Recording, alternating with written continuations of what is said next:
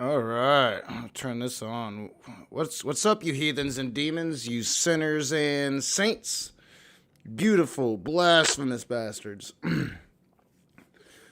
Snake isn't here yet.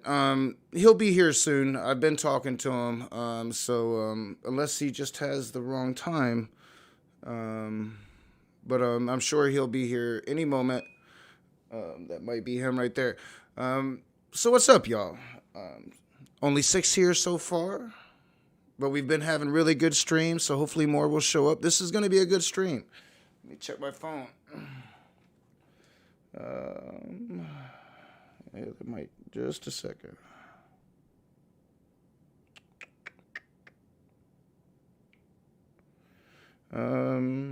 He might be having issues getting in. Oh, all right.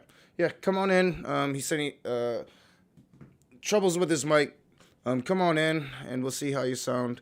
But this should be an interesting conversation. Now, oftentimes, me and Snake was right, are on the same side of the theism debate. And tonight, what did I do? All right. Tonight, we are going to be on opposing sides of a conversation. And this is going to be a political conversation. And, you know, like the first time I ever really learned that Snake was a Trumper, I was like, huh? No, I brought it up with a couple people, and they're always like, huh? So this should be an interesting conversation. And let me get you over. What's up, Snake? Hey, what's up? Oh yeah, I'm excited about this. We talked about doing this a while back, and it's probably my fault. I'm terrible at looking at my emails. It never really happened. Yeah, what's going on? How you doing? First, you can introduce yourself, plug your channel, all of that good stuff. I'm sure more will be joining us as we get into this, but we'll definitely have some more on the playback as well. Sure, yeah. Thanks for having me on, and my channel name is Snake Was Right, and it kind of just stands for, well, it's a reference to the biblical snake and how it's basically knowledge is kind of worth the pain that it takes to get knowledge, and so I kind of try to tackle topics that are a bit that sting a bit to know the truth of, and that's kind of what I try and do on the channel, and mostly atheism and a little bit of some politics, which I think is what might bring us here today. Yeah.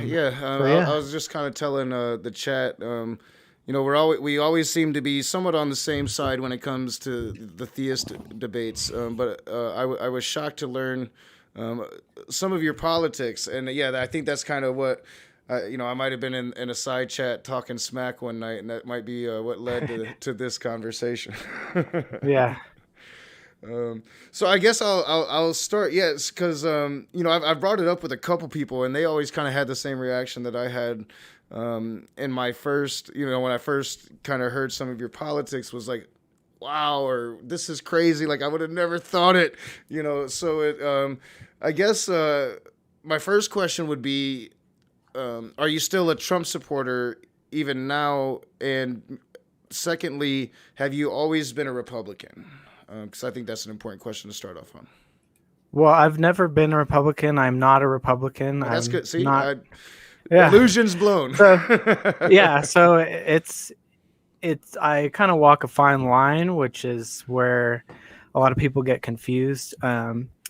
I get called far right winger a lot, and by the right wing, I get called a lefty libtard, such things. And I identify as a libertarian, so and a capitalist. So Capitalism, I guess, is kind of on the right wing, but um, I really don't like conservatives, and I don't like Republicans. Never have liked them.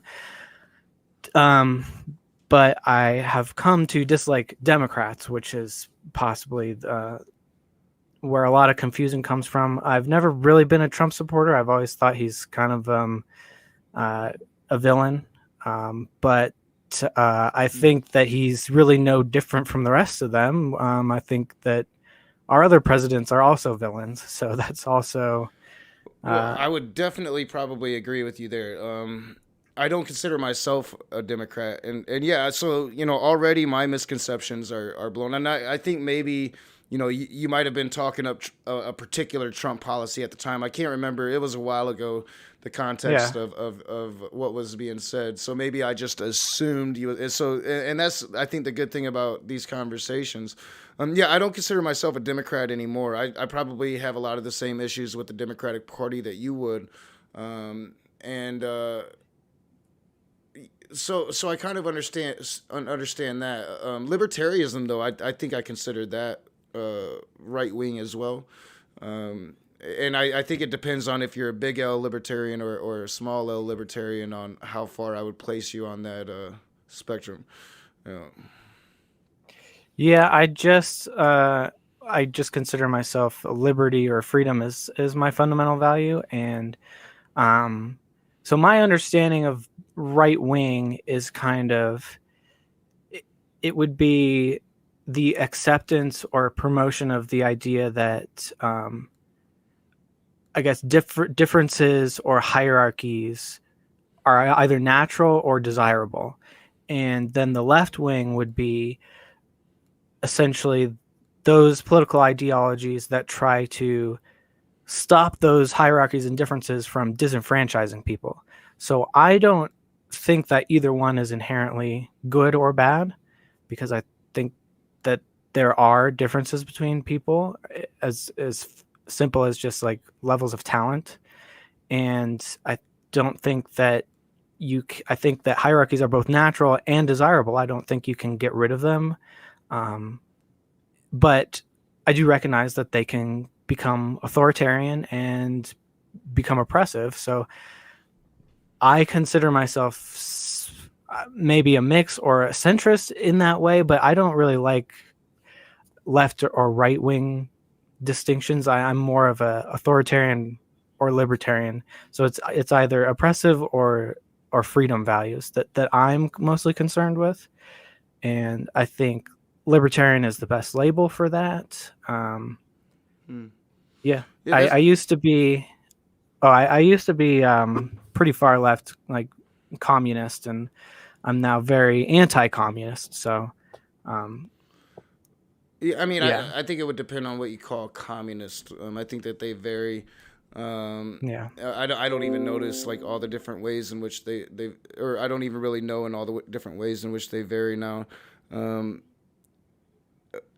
I take a different more I guess just a when I think of libertarian, um, I think of the Libertarian Party that usually aligns with the left. I think there's sometimes that liberals and libertarians can find common ground. I know I have some very libertarian stances still to this day, even though I consider myself a socialist. I'm very anti-capitalist, um, and but I consider myself a new socialist. Like I'm still like looking into it. I'm trying to discover like, all right, so I think I'm a socialist now.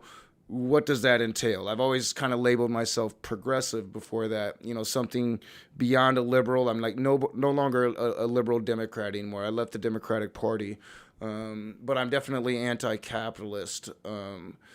So yeah, I mean, this kind of I had pretty much planned because I assumed that Trump support. So for one, let me congratulate you that you're not a dumbass Trumper, because I thought that you were.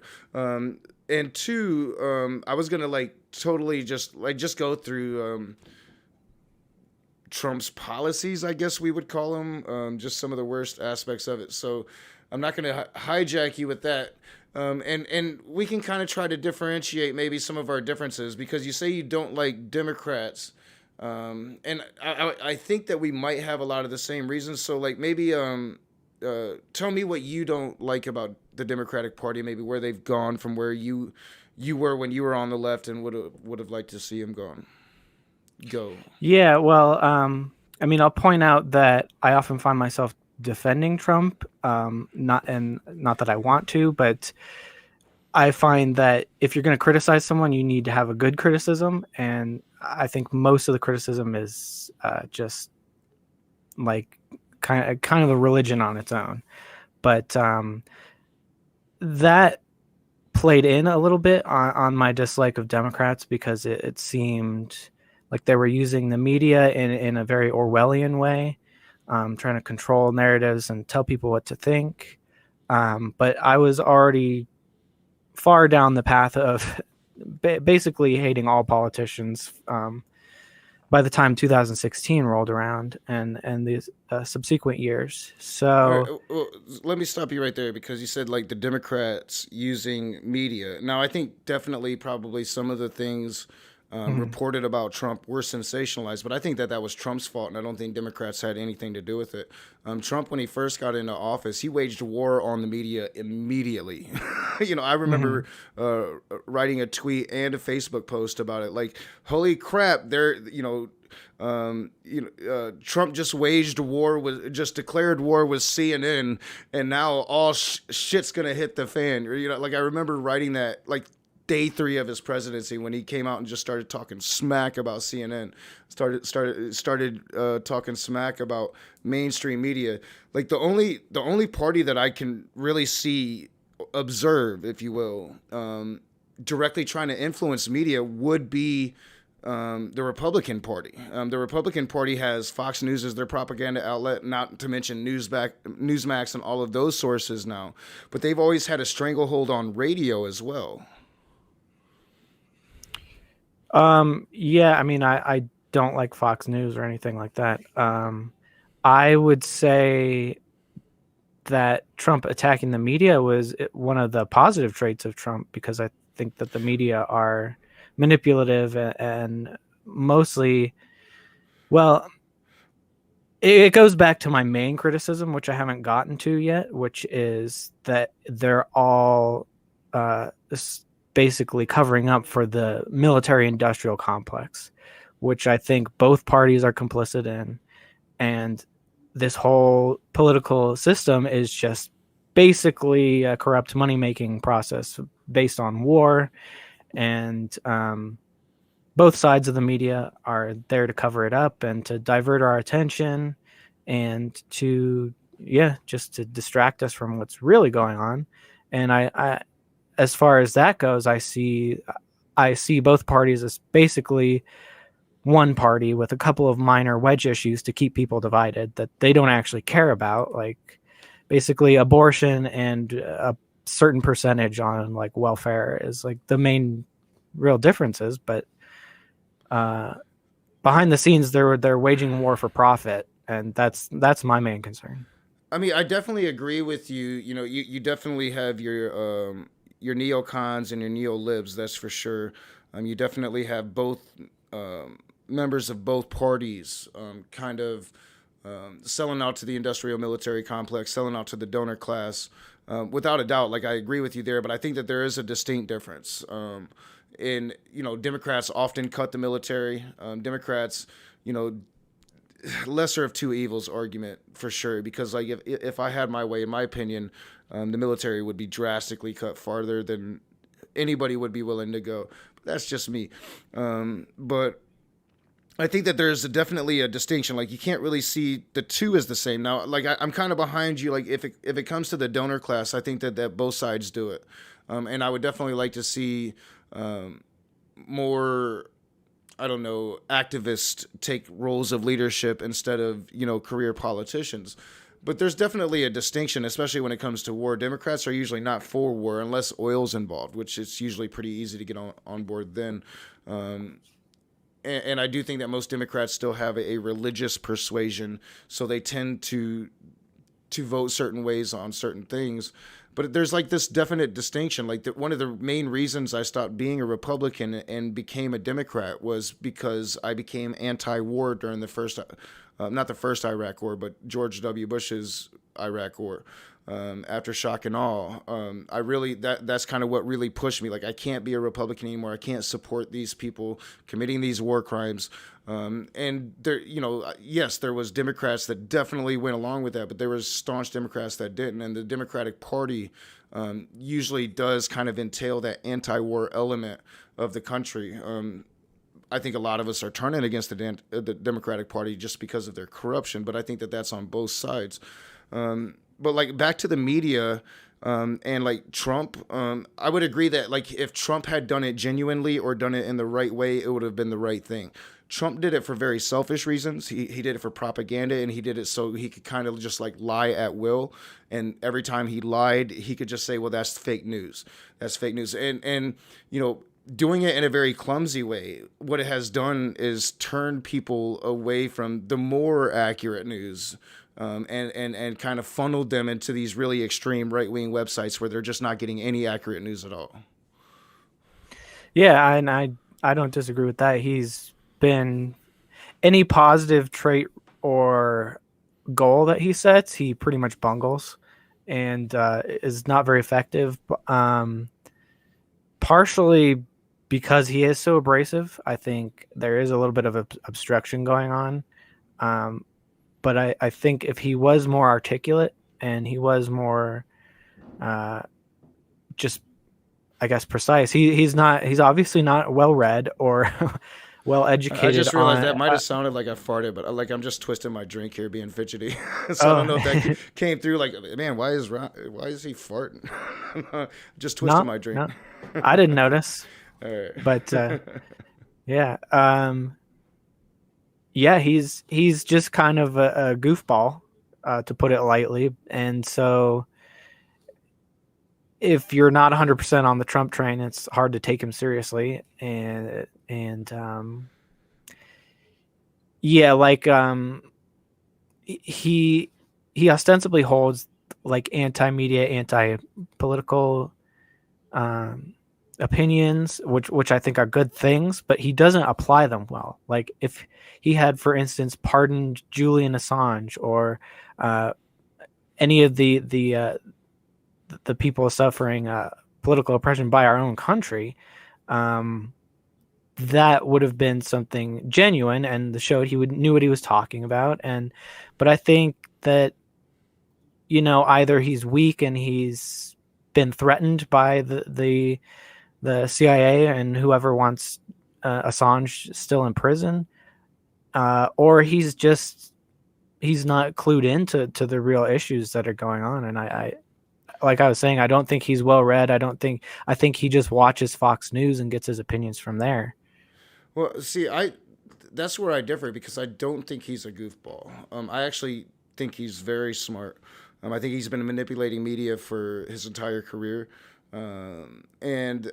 I think, like when we go back to like, because we were talking about like how the media had this natural repulsion, I would actually maintain that it probably started before that, before that moment when, like he actually came out and like just declared war on CNN. Like I literally still can't believe that moment. I'm like, that's not the way you go about this, but like even before that, like the whole, grab him by the whatever comment. I think that probably really shocked a lot of people that a presidential candidate would say something like that, get away with it, and then become president, like survive that. But like even outside, like I think most people's problems with Donald Trump started a long time ago when you had the birther conspiracy that Donald Trump started. Very racist birther conspiracy that Donald Trump started, and the Central Five. And, it would be one thing like with the Central Park Five if he had made his statements and then backtracked when the time came.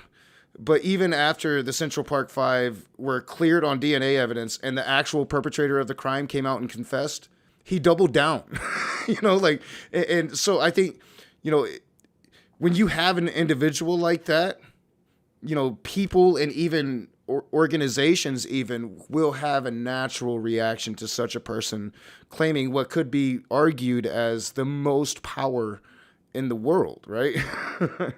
Mm-hmm. Yeah, I mean he's a genius at getting media attention, for sure. Oh, for sure, yeah. But I think he just kind of like with the Central Park Five. I don't mean to start another debate, but I'm of the opinion that they're all guilty. See, I don't see how you could be There there though. was. I mean, it's a whole other debate, but there was other DNA found. It just wasn't as high quality. The process by which they had the case thrown out was weird. It was just I think the governor just threw it out. Just it wasn't actually like a full legal process. And the fact that one guy's semen was found in at the crime scene doesn't exclude anyone else, and all of them admitted it. They confessed on tape, and the interrogator, nice lady, told them up front, is anyone coercing you? Tell me. We don't want you to confess falsely. She was being very explicit about how false confessions work, and that she did not want them to do it, and they confessed anyway. That happens all the time, though. Have you ever been in a criminal interrogation? Not really in like a jail. It's very intimidating. It's you. I mean, when you're young and you don't have really the capacity to, I don't know, defend yourself. And these very authoritative figures are looming over you, and especially if you're a minority in this country and you already have good reason to fear those authority figures. Yeah, oftentimes false confessions happen.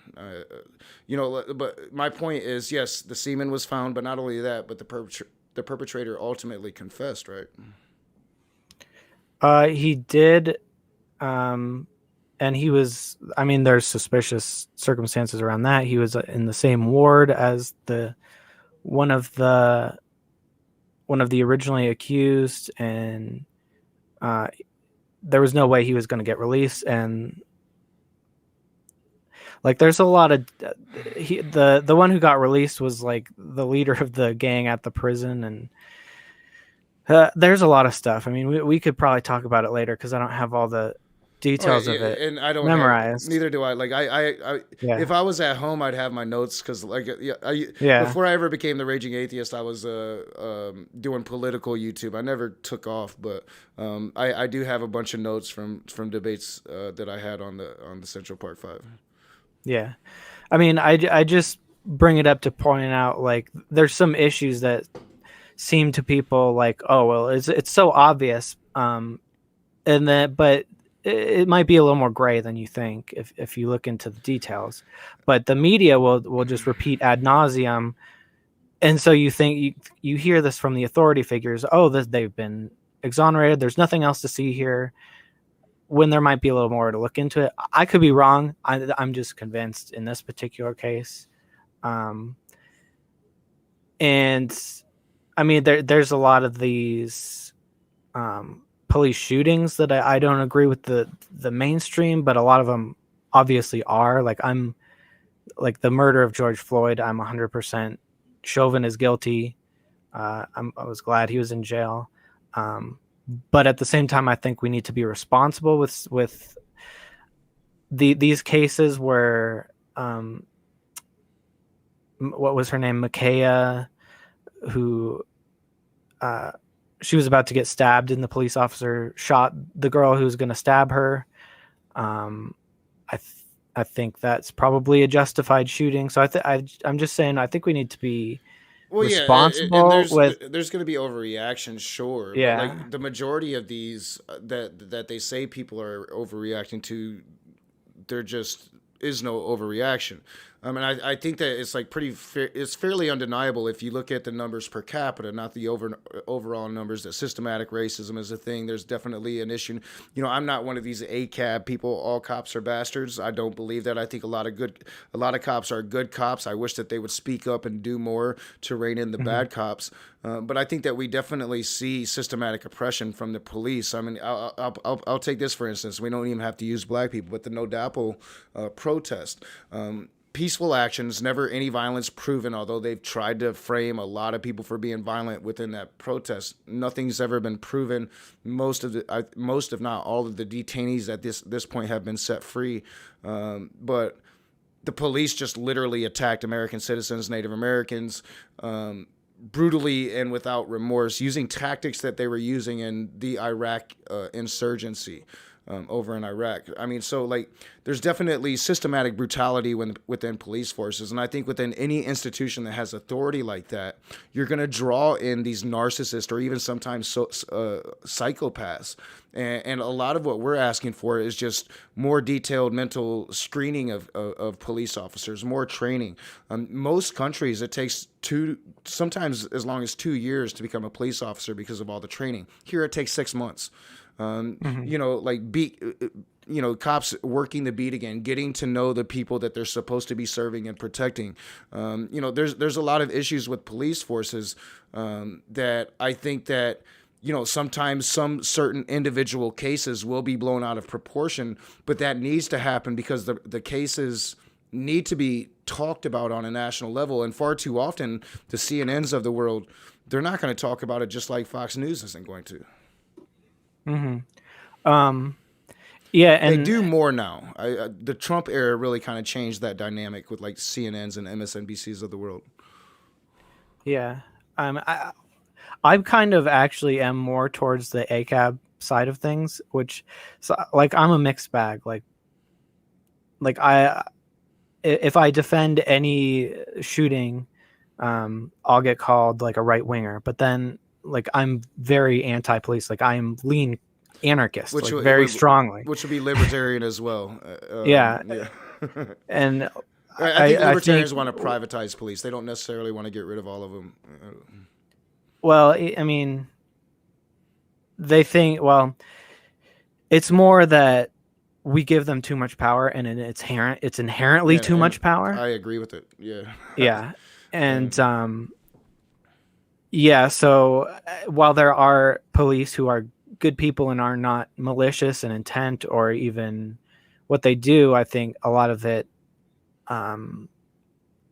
they'll essentially back up other police officers, which I think actually is changing, but it's starting to a little bit, I think. But like I said, I would still like the good cops to be a lot more vocal than they are, because it does get hard to, like, is there any good cops out there? Really, I do hear what you're saying. Yeah. But I think the problem is more systemic. Like, if the governor or whoever says, put down the riot or put down the protest, they'll just do it. Sure. Yeah. They'll quit, but then whoever takes up the badge next is just going to do it anyway. I think the problem is our society trusting police and giving them way too much power, I think. And part of that is they shouldn't be going on mental health calls, and they definitely shouldn't be doing no-knock raids. I mean, that's what is a reasonable person going to do if their door gets knocked in? You're not going to wait and check if it's a cop. Especially as armed as this country is, you're going to naturally reach for that protection. Yeah, it's completely unreasonable. I'm totally with you on these points. See, I think that we put way too many people in prison. I think that our cops have way too much power. I am for a complete overhaul of the justice system and national police as a whole. Well, and that's one reason why I refused to vote for Joe Biden, is it was instrumental in the crime bill, which has instituted a lot of minimum sentencing laws and harsh crackdowns in the drug war. And the whole drug war is a mess. Along those lines, and I don't take away Joe Biden's. Joe Biden, I think he's gotten better. When I say better, like, kind of, he's come farther to the left than he was, especially like during the Clinton days when he was responsible for the crime bill you're talking about. without a doubt, Democrats have played their part, but also without a doubt, I think you can't deny that it's actually the Republican parties that are propping up police forces, the party of law and order, right? Like, see, I mean, that's kind of one Oh of yeah, the things that's that would confuse me about it all. Is sure, I think that Democrats are complicit, but like if we're talking, who's the lesser of two evils, especially on this issue, that's again definitely Democrats. well, yeah, it's definitely for this issue, and that's why I am not a conservative. And Yeah. anytime And I the say, fact that I have well, to keep saying the lesser of two evils, it's just like, yes, that's yeah, why I'm not a Democrat anymore. yeah, well, Uh, and it's kind of like, yeah, maybe the lesser of two evils, but still too evil.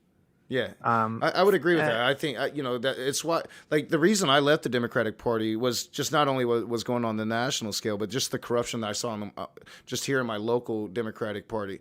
Because I was very involved with them. I was going down to the office. I was participating, know all of them. And I just saw it, just like the hypocrisy every day. They don't really stand for what they say they stand for. And mhm. just the privilege and the arrogance and the just, I am better than I couldn't stand it. Yeah, I mean, I think that the Democrats probably have mostly better rhetoric, and ostensible positions, but I don't think the majority of the politicians, the voters, agree with this stuff. But I don't think the majority of the politicians actually hold these positions or even care. I think they just are essentially virtue signaling. They don't really have principles. They're just like, I think this is popular and I'm going to run with it so I can get votes and power. And that's about as far as they really care about the issue. I mean, yeah, I totally can get down with that. Sure, Nancy Pelosi would come to mind. I mean, pretty much all of the establishment Democrats are what I would consider really, really weak, not activist. I mean, I think we do have a few more activists now, and the hopes, the revolution that's going on within the left. Hopefully, the right side will win, and we'll have more activists take active leadership. But at the same time, just in the same regards, though, like Republicans are far worse. They're supposed to be fiscal conservatives, but they don't care about that. They platitude or they placate a base. And really are just willing to lie about everything, like again, here it seems like Democrats in what we're talking about here again, lesser of two evils. Most Mhm. Democrats do actually care about it, but they will bend to their donors, and they'll usually bend to the donors that are like the CEOs of these issues, like Green Party or Green Technology, a lot of different things, and then they'll be beholden to a lot of the same donors that the right wing will. Like Silicon Valley would definitely be more light left wing type donors. So like I think they're the same on that. But like Republicans, like Mitch McConnell, right? Like doesn't appear to stand for anything. Just willing to pretty much be this way and then blatantly another way when his party's in power. And at least it seems to me, again, when we're talking about this, that Democrats are the lesser of two evils here. That the ones that really blatantly just don't give a fuck about principle would be the Republican Party, to where Democrat, the establishment even will try to placate to where their base is at. They're not going to give us anything we want, but they'll placate to us, and I think the right does the same thing, but it's just their base is practically all fascist now. Like the perfect example of this would be Mitch McConnell going against Neil Gorsuch, and then supporting Amy Coney Barrett, and then now he's saying, well, if Joe Biden gets a nominee in his last year, he's going to block that.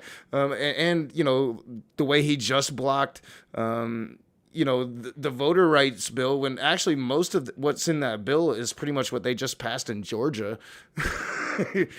I mean, there Yeah, was some it's very leftist things in there as well, but there was also some very good things, like, attacking Citizens United. It would have been the first real attack on Citizens United by our government, which is something that I think is desperately needed if we want democracy back.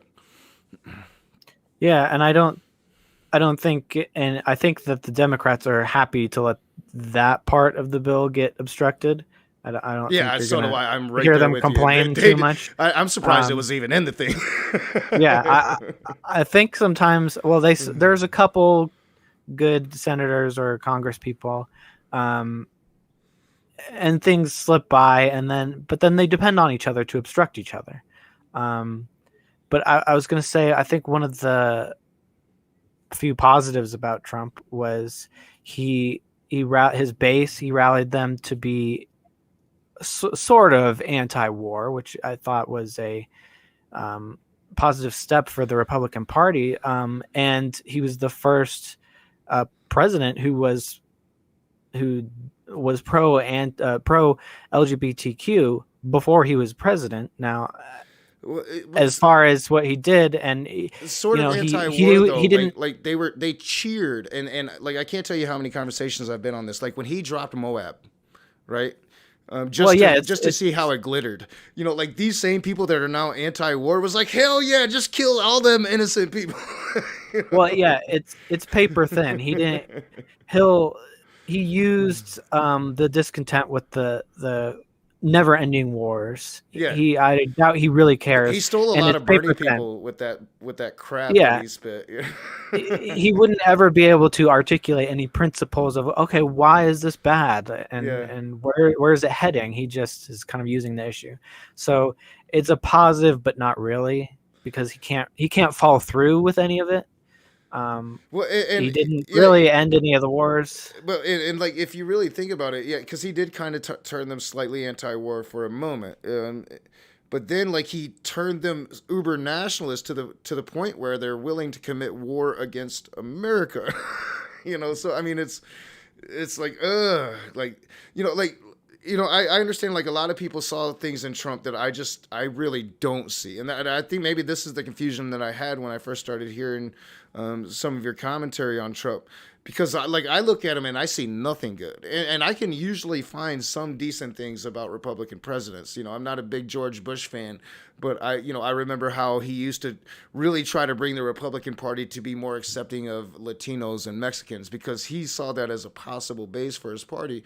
And, he was kind of laughed at about that for a while. But, like, there's just nothing really that I can find good about Trump. And what's scary about it is, like, people that follow him, everything is great.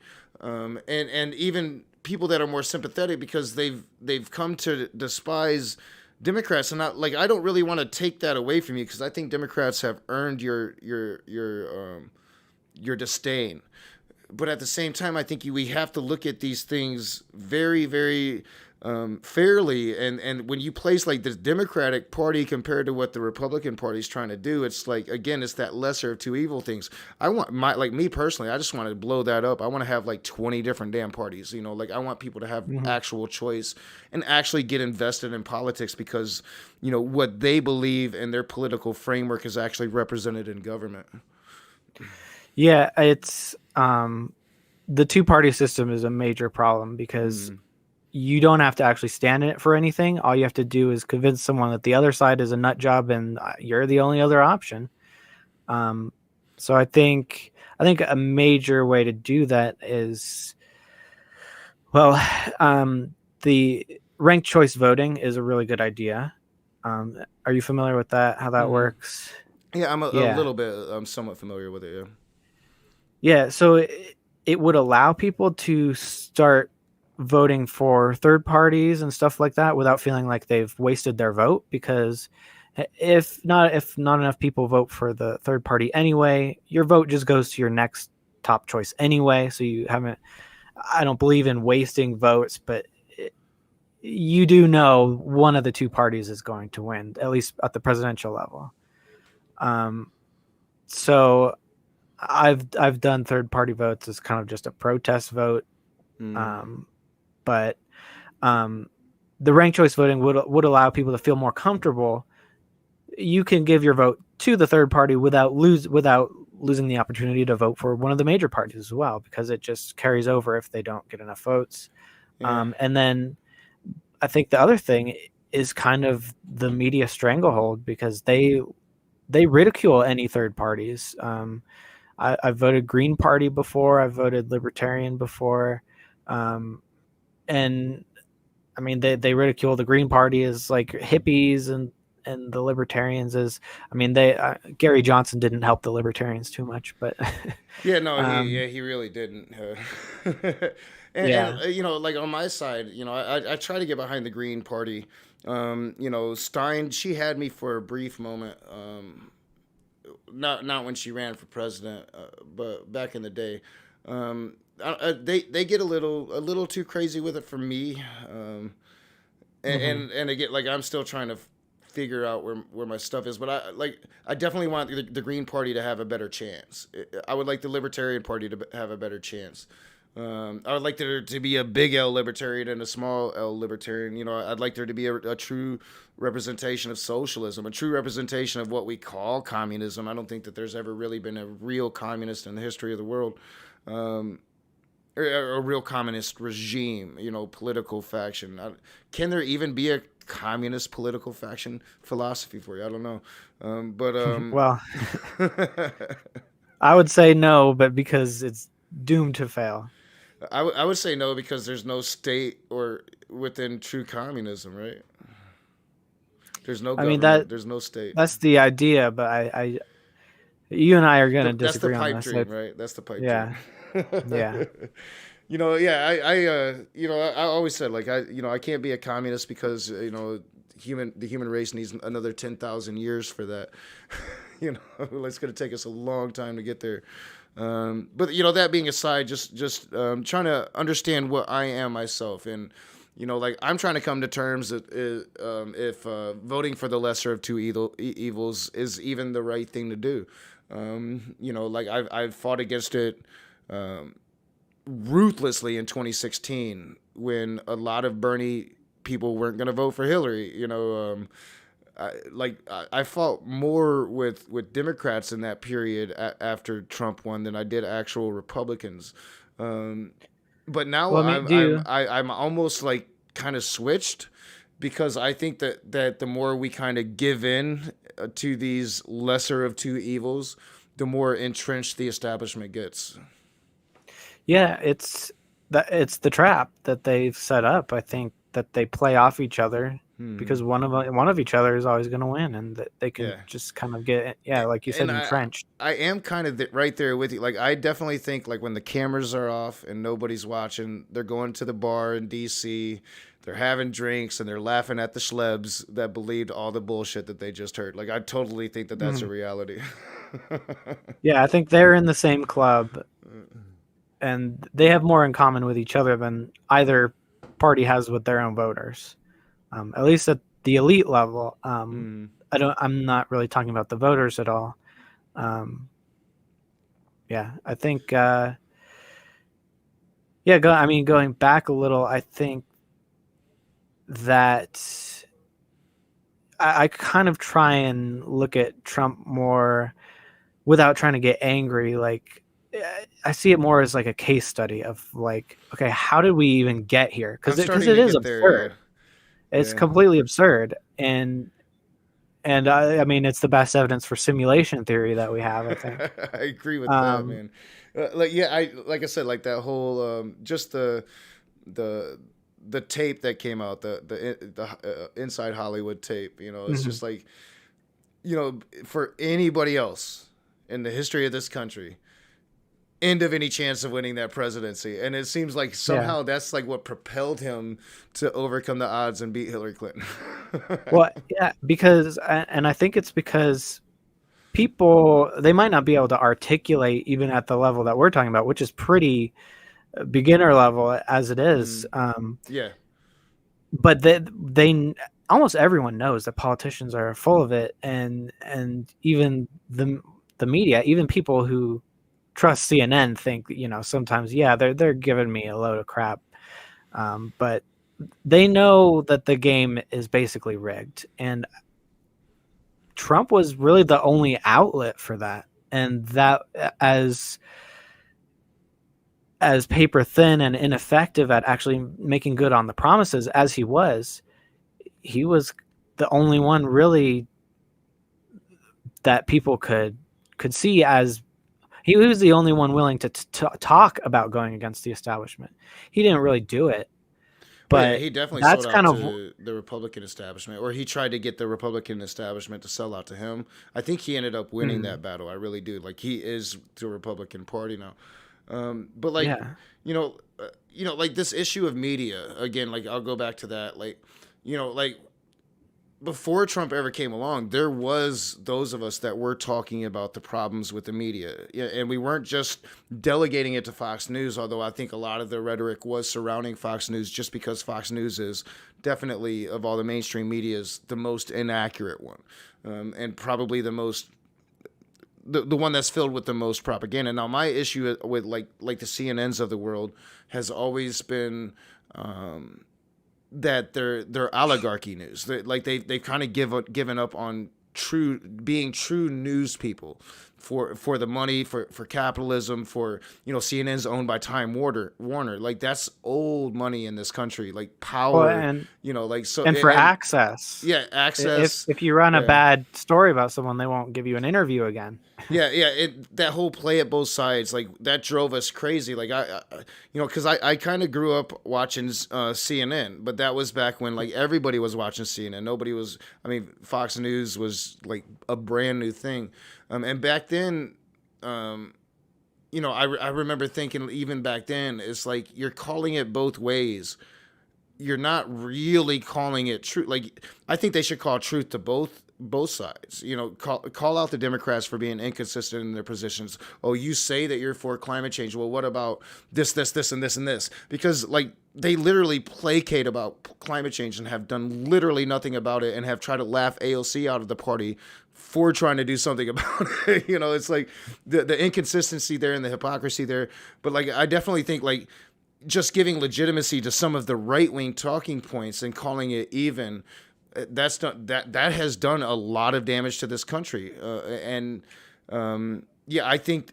And then when Trump came along, though, it really hurt a lot of us that have been arguing against this mainstream media for the long time, because he did it for the wrong reasons, and he did it to weaponize it and to turn his base against what was going to be his opposition, basically the people that were going to try to be somewhat honest about the things that he was doing in office. Hmm. Yeah, and I think like with the media, it's kind of an effect where once you realize that you've been lied to once, it's like I can't turn that off anymore. Like now I'm just suspicious all the time. Oh yeah. And I don't trust and anything same any of them tell me, really. Like yeah. I'll take it, and then I'll go and try to find what I can find and corroborate it through like a bunch of different sources. I don't trust none of them anymore. Yeah. And like with the Democrats, like yeah, once you hear one lie, it sticks with you. And I felt like the Democrats were my side, and I felt it was like almost a personal betrayal. It's like that's why I seem to tend to go after the left and Democrats harder, because it's like that was my side, and I feel betrayed. I was never a conservative or a Republican, and so it's like yeah, I already don't like them. It's like it's nothing new to me. Yeah, and I can definitely understand that. Like I remember, like when the evidence first came out about them cheating Bernie in 2016. I mean, I just wanted to burn all bridges. Like, screw you guys. Yeah. I was so angry. And Yeah, then, it's like if they basically did the same thing in 2020, but they just used different tactics at how they yeah, went about it. And it's just like, I'm you're never gonna change, so I can understand the feeling of betrayal that you're talking about. yeah, like I'm always gonna hold my side, like my friends Mm. or family or myself, to a higher standard than the enemy, so to speak, because it's like, yeah, I already know that you're gonna like be a failure, and so and it's the side I'm closer to, so it's like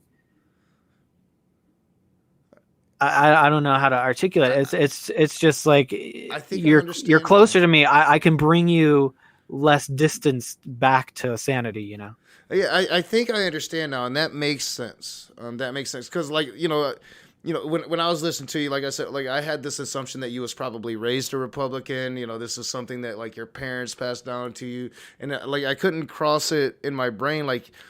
this guy is so smart, like he knows philosophy, he knows science, and like it seems like he's just kind of been sucked into, and this is like the one thing that left that he hasn't given up yet.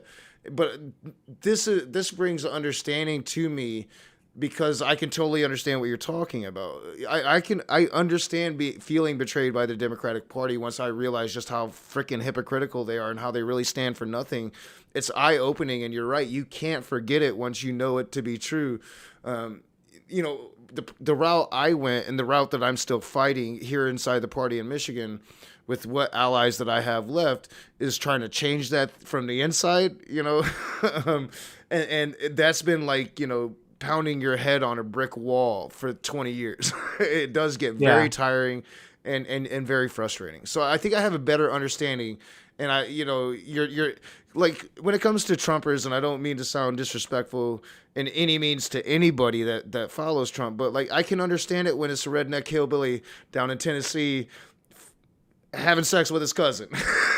But when it's some like really smart guy that's super intelligent, I'm like, but now I think I have a better understanding. I really do. It's interesting, yeah. Well, I'm sympathetic to the average Trump supporter because they don't know what's going on. Yeah, so it's kind of like, totally, forgive them for their ignorance, but it's because they're sensing that something is wrong with the system, and this is the only outlet that they know to turn to.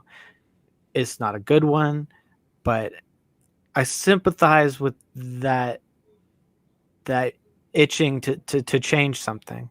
But I think it's to the point where you like, I don't think you can change it from the inside, because it's like, no matter how good your intentions are, if you get in on the inside, you can't progress if you have good intentions, because you always have to compromise to get the approval of the entrenched corruption at that point. Yeah, and I mean, I think that you can even see that, with what progressives we did manage to get elected into power.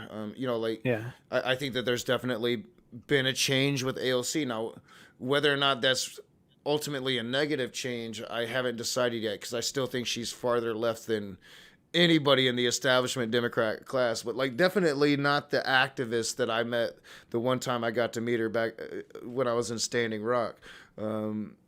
But yeah, so I definitely think power corrupts, and I definitely, I mean, that is something that I'm coming to the conclusion. I remember like when Bernie first lost, and we were starting to figure that out, I argued against forming a socialist party, or a democratic socialist party, and now I'm wishing that more of us would have argued for it, and we would have broken away from the Democratic Party, and did our own thing, because I think ultimately what you're saying right now is correct. You're just going to end up bashing your head against that wall repeatedly until you're dead, and nothing's ever really going to change. And I think that this is probably the one thing that Trumpers and farther left people can get behind, is that ultimate distrust of the government. I think that the Trumpers, I think that it was weaponized against them in a negative way. But if we can find some ground, and unfortunately, liberals are demonized so much for them that they could never possibly work with liberals. But like on this one issue, and not trusting the government and wanting fundamental change, we do agree. We might not agree what that change should be, but we definitely agree we don't trust our politicians, and we want this country to change. Like, the status quo isn't working. Mm-hmm.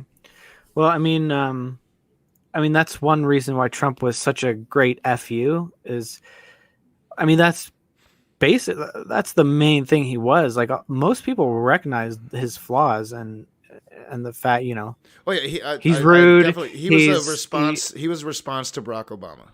Yeah, well, definitely. Well, even his voters will say he's not articulate. He's not particularly well versed in the details. He's rude. He's immoral. But he wasn't supposed to win, says the elites. And so that's good enough for them, because it's just a massive FU to the system, because you wanted the other guy to win. Well, guess what? We're just going to upset you just to spite you. That's I Well, think that was a lot of it, at least the initial impetus behind but it. and what honestly scares me about that giant fu to the system is it an fu to the system that is bringing equality and change, and I think that that's primarily it was what it was. Sure, there are your minorities that are Trumpers. I ain't say I know plenty of Mexicans. Like I've argued till I'm blue in the face with, and I'm like, how can you how you of anybody, but that's just you know I think that's the dangerous thing about it is it's an fu to the progression we're making. And they label it as screw the liberal or cancel culture sucks, but ultimately it's the progression, the acceptance of gay people. For a lot of these people, the acceptance of black people still definitely without a doubt. Not all Trumpers are racist, but he definitely played on those racial lines without a doubt throughout his entire presidency. Well, I think it's kind of like a Rorschach test where you can see whatever you want in it, and I think there is a common element of just utter rebellion, but the specific reason, yeah, it's distrust of government, but everyone's going to have a different thing that they dislike, and Well, but I mean, I think he definitely. I don't really think there's no denying that he played to the white supremacist element in our society. That's what I think I'm trying to say. And this is the thing that a lot of Trumpers try to run away from, but I don't see how you can. Like I mentioned, the Criminal Park Five, the Central Park Five, but you're like telling the squad to quote go back and help fix the totally broken and crime infested places from which they came. When all of them are United States citizens, calling the white supremacists in Charlottesville very fine people, telling the Proud Boys to stand by everything he's ever said about Elizabeth Warren and Ilhan Omar, enlisting foreign officials to help his candidacies.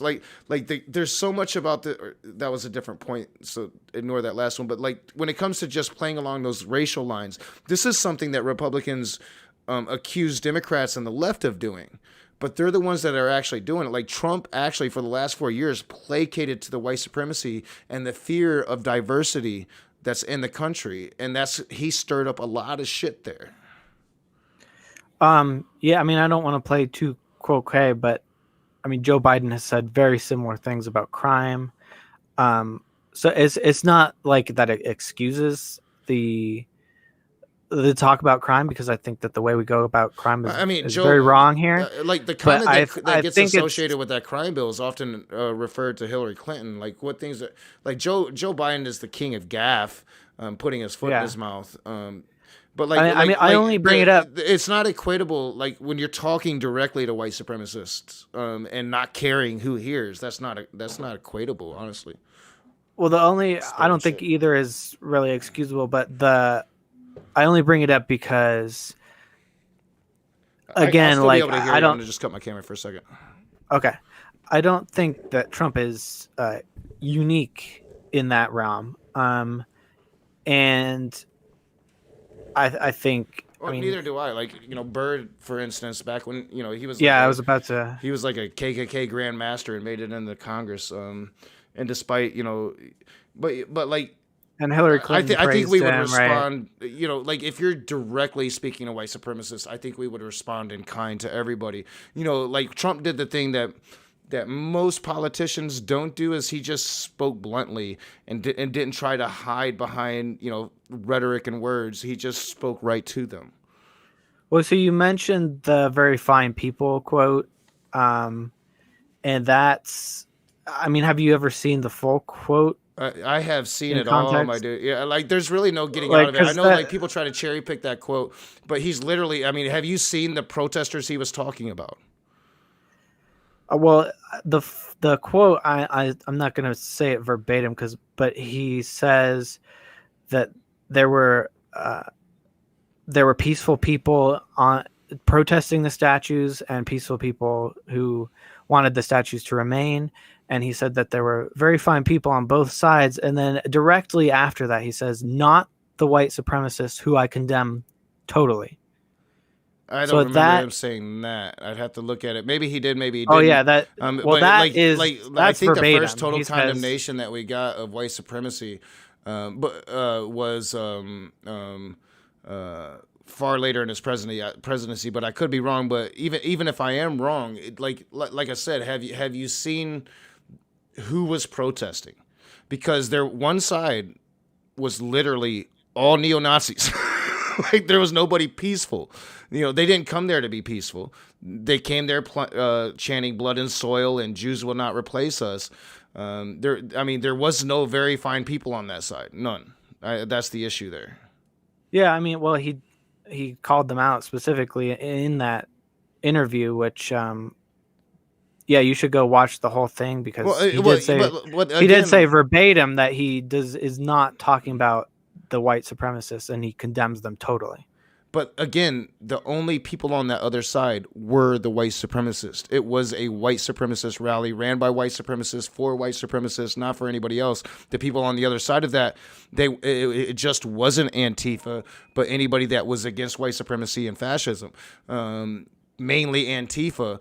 The only peaceful people would have been on that other side. The only people that weren't white supremacists would have been on the other side of that equation in that Charlottesville protest. This wasn't some Unite the Right protest where it was some conservatives, some white supremacists. This was literally a white supremacist rally. I mean, the bulk of the Charlottesville march, probably, yeah. Yeah, which is what this was referencing. I mean,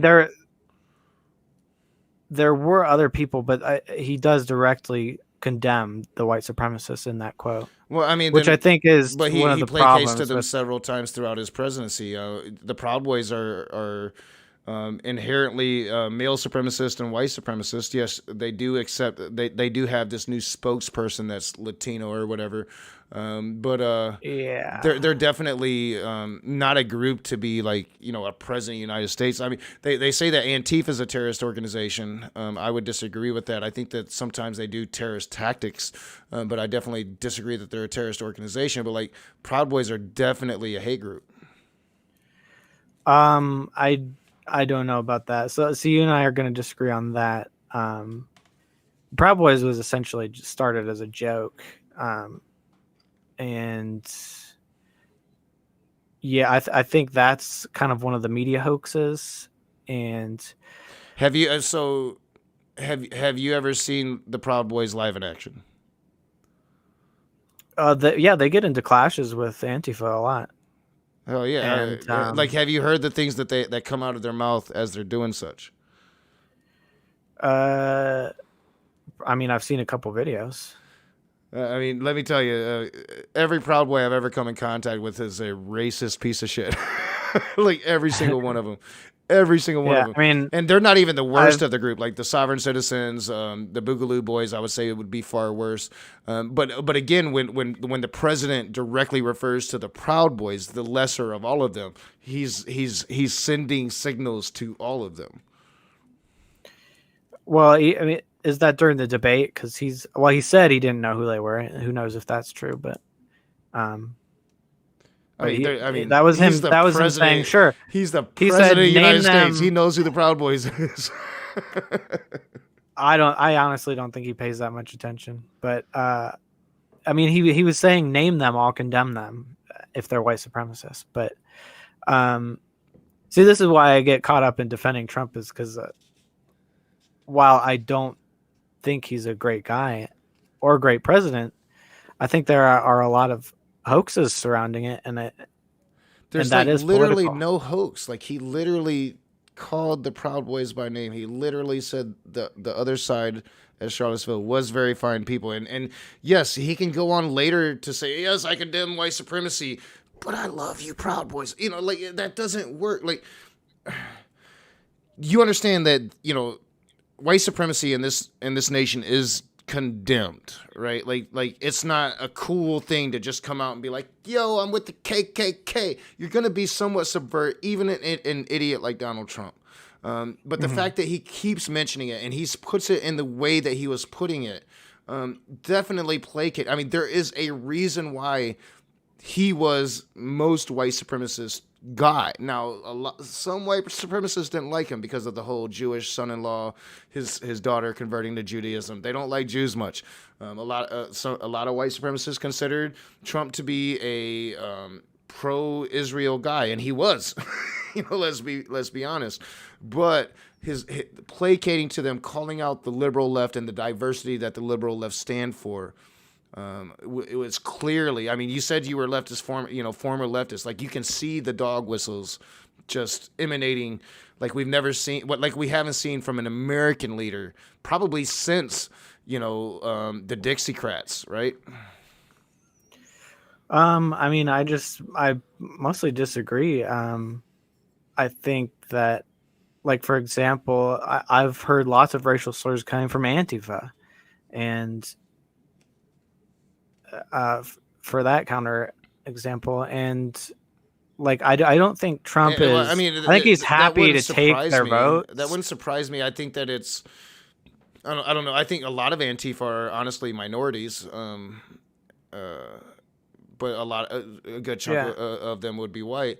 But it wouldn't Well, it's surprise me mostly. because like Antifa doesn't stand for anti-racism; it's anti-fascist. So like you could have racists that are anti-fascist that would join Antifa. It wouldn't surprise me at all. And especially like if you have people looking for the worst of the worst, they're gonna find those clips of this Antifa member being racist as hell.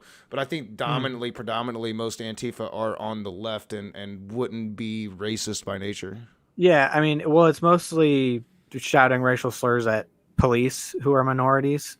So, They don't like but police, but I don't even yeah, condone that. Like I don't justify Antifa's bad actions by any means. yeah, I think whenever you have a large group of people, you can find members doing all kinds of crazy Yeah, stuff. But I just see, I think it's well, what I just said. Like there's going to be people on every side voting for whoever. Like Richard Spencer, the leading open white supremacist, he did support Trump at first, and then he supported Biden. I don't. I think he supported Biden to turn people against Biden to try to see if or to prove like media bias, right? Because the media definitely picked up on Spencer supporting Trump.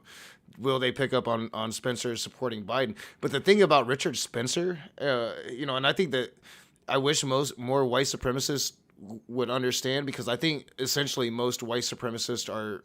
I could be assuming a lot here, but I have been in contact with quite a few, and I've actually grown up with quite a few. They're poor white dudes, right? And Richard Spencer is a very privileged from old money, like never, born with a silver spoon in his mouth type guy. And I just wish more white supremacists would understand that about him, because he's used the meme game to kind of change the dynamics of America subvertly. Yeah, I mean, my theory about that is because what I understand from Nazis and neo-Nazis is that they want a lot of socialist policies. And Richard Spencer said the Trump moment served us so far, but now it's time to get with Biden because he's going to give us the What do you mean policies that by we like want. white supremacists want, or I should say ethno nationalists want Yeah. socialist policy? Well, I mean, if you read the 25-point plan, and it's exactly the same as what was on, I think they took it down, the Stormfront website, is essentially like 20 to 25, most of them, if not all, are socialist policies like uh, nationalized health care, obviously only for their national race, but socialized healthcare. They had a bunch of laws or goals set in there about ending rent seeking and predatory bank behaviors, which, I mean, it's not necessarily a bad thing, but I'm sure the way that the Nazis wanted to do it was probably a bad way.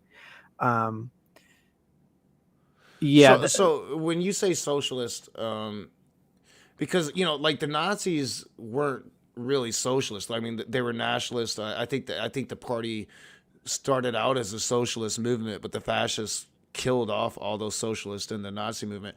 I'm trying to understand. It has been quite a while since I've actually dealt with a white supremacist face to face. Like probably since I actually lived in North Carolina.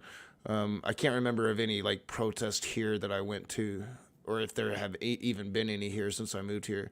But I used to be like deeply involved way back in the day when I lived in North Carolina and I first came out of my racism, and I seen the KKK rallies. I've actually seen white supremacist rallies, and I don't like when you say socialist. Do you mean like some of the socialist regimes that were very authoritarian in nature, or socialism as a philosophy?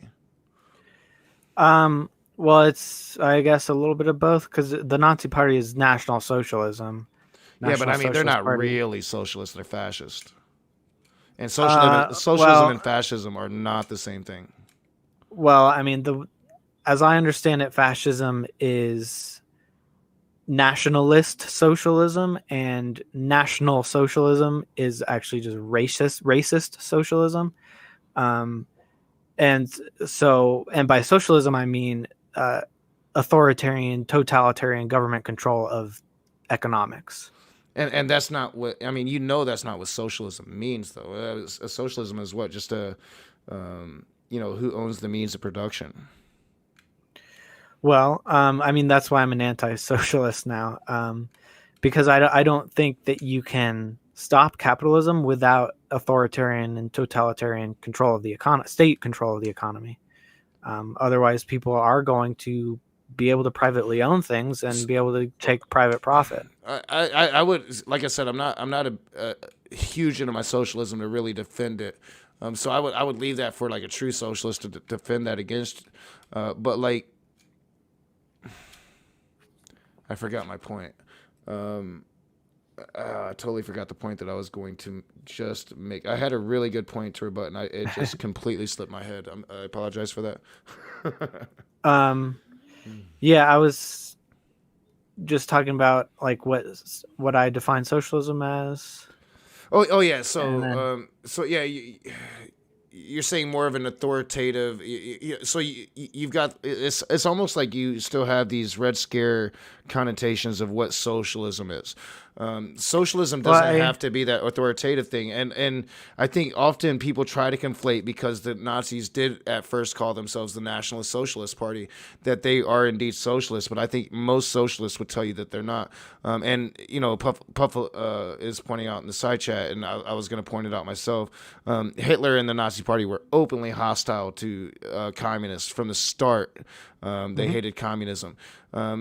Oftentimes, if we talk about socialism, we're talking about far left politics. If we're talking about the Nazis and fascism, that's far right politics. so if we want to get a little deeper into the World War II stuff, so yeah, I see it now as basically socialist civil war, and the Marxists or the Marxist socialists or the communists were basically have demonized Nazism and Italian fascism precisely because it is so close to Marxist socialism. So the Marxist socialism is about class warfare. The Nazi socialism is about the race, and the Italian socialism was about the nation. But they all shared the philosophy of total state economic control and socialized welfare and basically anti-capitalism. And Hitler specifically bought into this conspiracy theory that the Jews controlled both capitalism and Marxism. So he thought this conspiracy theory that Hitler believed was that the Jews controlled the banks and capitalism, so that this would drive countries to collapse because he thought capitalism doesn't work, and that this would lead to a people's revolution, which would lead to Marxism. And he also believed that the Jews controlled the Marxist movement, so that they controlled the banks and capitalism right now, but they wanted people to revolt and turn to Marxism, which they also controlled, so that then they would control everything. And that's what Hitler believed. It's not true. And the economics behind he thought it was the shrinking market problem, where he thought poor countries industrializing would lead to less food production for the rich countries, and which would essentially just collapse the rich countries. And so that was his whole crazy conspiracy theory. And so they believed that the capitalists and the Marxists were controlled by Jews and were evil. And they thought that they had the fascist third way, which was, I wouldn't call it centrist, but because it was actually very extremist and totalitarian. But they thought it was somewhere between communism and capitalism, which is the long story short, I guess. All right, yeah. So you understand? So most American socialists, and I'd say most socialists in Western civilization, um, well, I'd say most American socialists. All right, so we're not advocating for like a socialist country here in America. We are advocating for a more hybrid system than what we have, and we are advocating for a way to rid ourselves of crony capitalism. I think most socialists in this country, you're going to have your extreme wing nuts, of course. But most socialists of this country realize that in order to ever become a true socialist state, you're talking not in our lifetimes.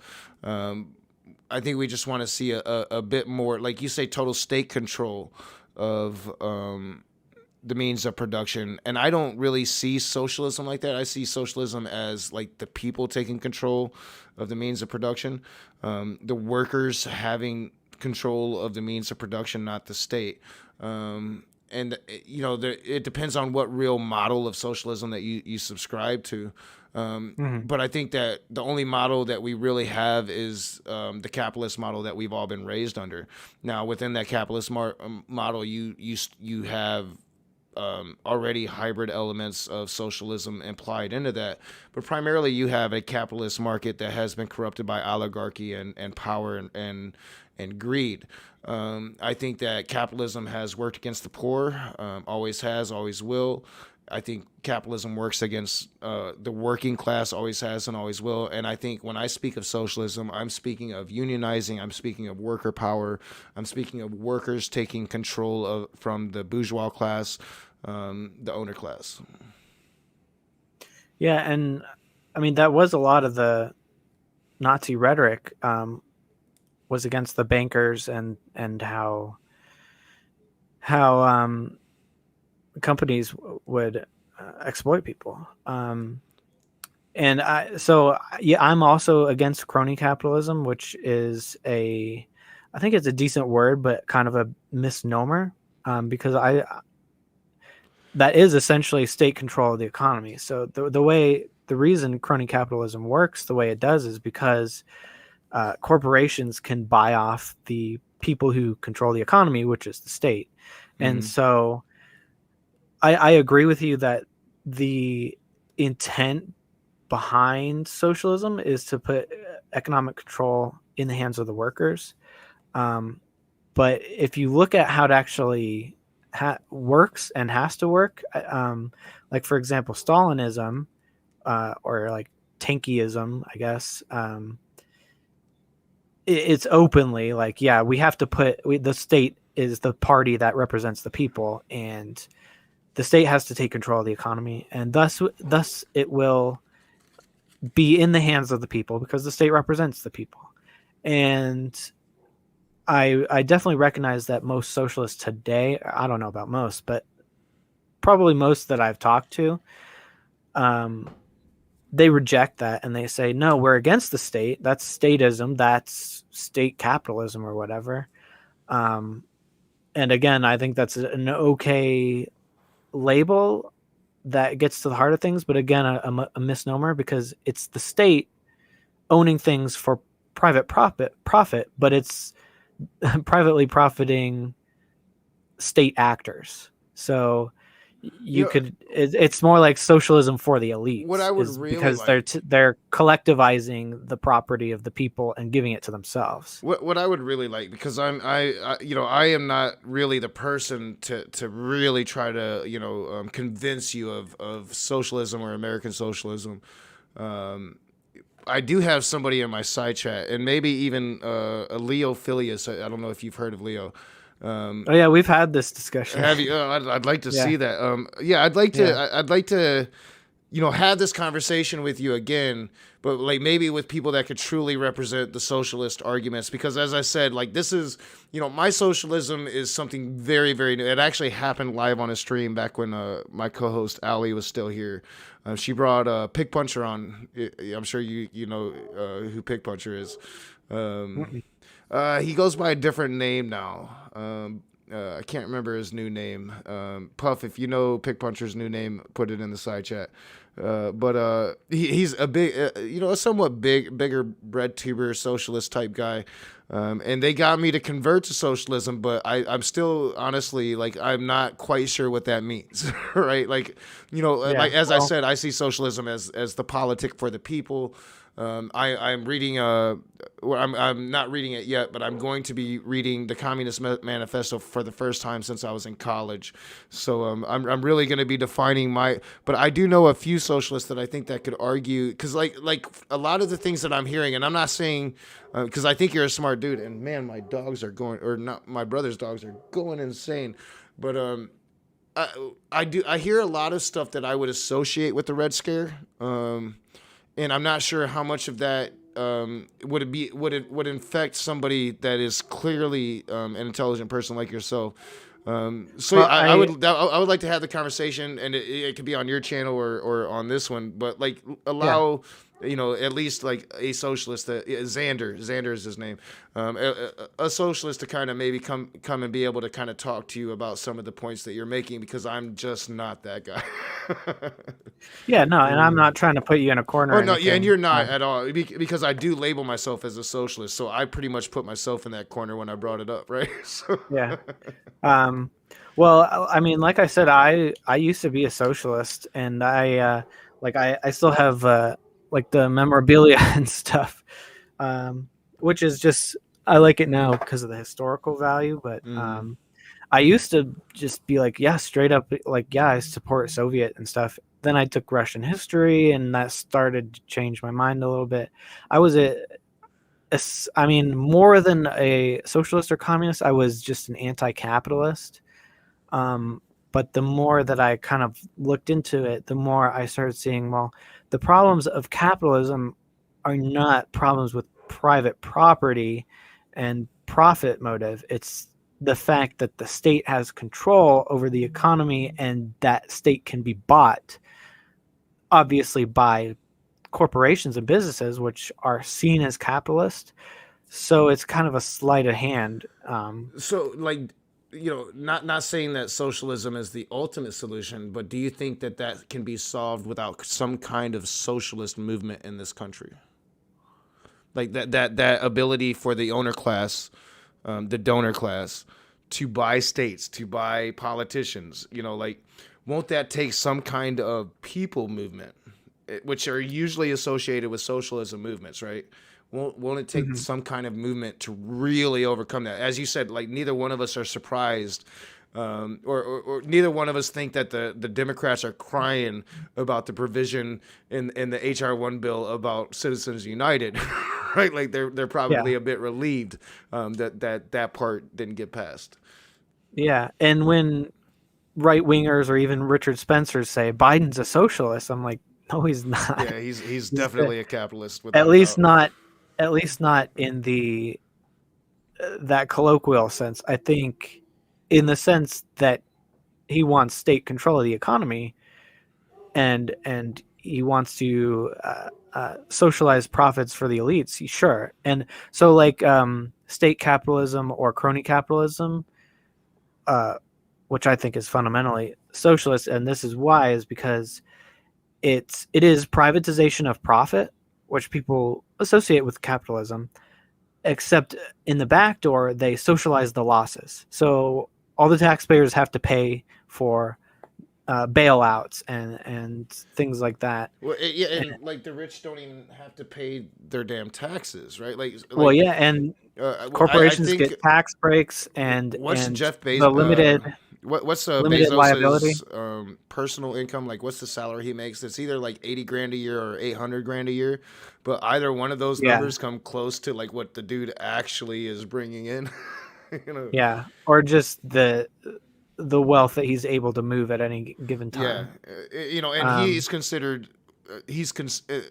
I think the issue in this country, a big problem in this country, is that Bezos is considered a quote unquote lefty, right? Like he contributes to the Democratic Party, and he's known for yeah, that. And it's like, I don't want your money. I don't want you to have your money. You know. yeah, and neither party really wants true libertarian principles, which is kind of what clues me in a little bit. Well, But not to say that like I what you don't were want him to saying, make better money. Like so Amazon's yours. You should make the most money in that company, just not at the mhm, expense of your employees' poverty. yeah, and while I'm a, pretty much against taxes as a libertarian, the fact that Amazon gets tax breaks, but all the mom and pop shops still have to pay they don't get tax breaks. And while they don't have to pay as much total, it's the percentage to their income is a lot greater. And I think it's really basically a conspiracy against small business and for corporations which are in bed with the state. And that's where the whole relationship breaks down. Yeah, Um, well, and I like, will say this, like I think that if we don't find if the two opposing sides in this country don't, the two opposing worker factions of this country don't come together and figure it out, if we can't come together and figure out how to do it politically and how to take some of our power back, um, what you're gonna see, and I think history is gonna show this, is that really bloody movement that oftentimes would give what I can say, would oftentimes be labeled as a bad connotation to socialist movements. Like if you're thinking about the French Revolution and just the brutality there, right? mm, That's often a backlash from the suppression of your people, and I think that the longer we allow these corporations and these rich people to get away with this, the more bloody that retaliation is going to be in the end. mhm. If I could express that clearly. Like I think we can Yeah, avoid I that. agree. I think we can avoid that if we can somehow find a way to get over these wedge issues and come together and just demand change, right? Yeah. But the hard part is getting over those wedge issues. I just had a stream, kind of pointing out how right now the Republicans are trying to create a wedge issue with critical race theory, and critical race theory is a theory taught in law school, not K through 12, right? Like it's a misnomer, and it's a controversy out of nothing, but it has a name that they know is going to create a buzz. It's kind of like how young Earth creationists will latch on to the name of Dawkins' book, the entire name, right? and try to turn him into something that he's not. It's kind of along those same lines. Well, I Yeah, mean, I can turn this. before Oh I no, wanna, she's gone. But I turned my camera off because you're probably not familiar. I have a lot of theists that will take advantage of any time that my daughter is in the room with me. So I turn oh my yeah, camera off when she comes in. yeah, that's they're nasty. I mean, Yeah, they're they get a really lot of nasty. a lot of Jesus followers are not so Christ-like. Um, but I did want to mention one more thing about socializing losses in the corporations is where, so it goes back to Citizens United a little bit, is where a corporation is considered has the rights of a person. And what that essentially does is it says whoever's in charge of the corporation is a separate entity, so they don't have to take responsibility for what the company does. So if the corporation has been found guilty of something, well, the board can just wipe their hands of it, Hmm. and the corporation owes the money. Yep. They can just, and they don't owe the money, even though they were making the decisions for the corporation. And so that's, to me, that's fundamentally not capitalist, because that's not obeying the rules of private property. It's kind of perverting it. Um, and so, I mean, yeah, I would really love to have that conversation with you, maybe you hosting with Yeah, some other I would people. play moderator definitely, and I would probably learn as you guys converse. And Yeah. that's the thing. I'm really glad that we had this conversation, Snake, because I did have some misconceptions. I saw Mhm. what I saw, and I'm like, that's a damn Trumper. screw that guy. And I don't care if I like what he says about theists, but no, there's always nuance to it, and you're definitely more complex than I would have, initially would have ever given you credit for, and I should have because you're a smart guy. Well, thank you. And I'll admit I do in comments and chats I will say provocative things to get I do attention, too. and it Yeah, worked. Look at yeah, that. yeah. I do too. I can't knock you there. Yeah. Well, I definitely Um I think, and I want us to stay in touch through the emails, and I'll set up that conversation. And it doesn't always have to be on my channel. Like, if you want to have a conversation on your channel, I'll come and have a conversation. I know Puff would probably love to have a conversation with you. He's a guy that I think probably knows a lot more about the socialist arguments than I do. yeah, definitely. Um yeah, and then to get back a little bit Oh yeah, to yeah, yeah. you Please you were continue. saying like with the wedge issues, I definitely think that, and this is where we're really going to agree, that the Republicans and the right wing and conservatives, they're all, I think the religious movement is just pure poison for them. Mm. Um, because of things like, and they take advantage of these wedge issues like abortion and gender or sexuality issues. Um, it really just, religion is to blame for all of that. There's I no agree. way that they would care at all if it weren't for the religion. But it's almost not even inherently part of it. Like that, it is in the Bible, but it kind of just depends on the preacher. Like if the preacher is progressive, his flock is progressive. Mm. But if the religious preacher wants to bring in politics, they do it all the time. Like, you're not really supposed to tell people who to vote for, but they do it. Like, you're not a Christian if you're a Democrat, is often preached in some of the like extremist areas. Yeah. And so that's one reason, like, I'll sometimes be arguing with leftists or talking to conservatives, and I'll be like, this is why I can never be a conservative, is because of all the religious issues. And it's like, no matter what side I'm on, it's like if I'm talking to atheists, I'll often butt with them around like the economics or socialist issues. But if I'm talking to capitalists and stuff, it's like a lot of them are very religious Christians, and sometimes I'm like, am I crazy? Because a lot of the people I agree with are very fundamentalist Christians. But I think it's more like they're just being led in these directions because the dual party system is all about divide and conquer. Mm.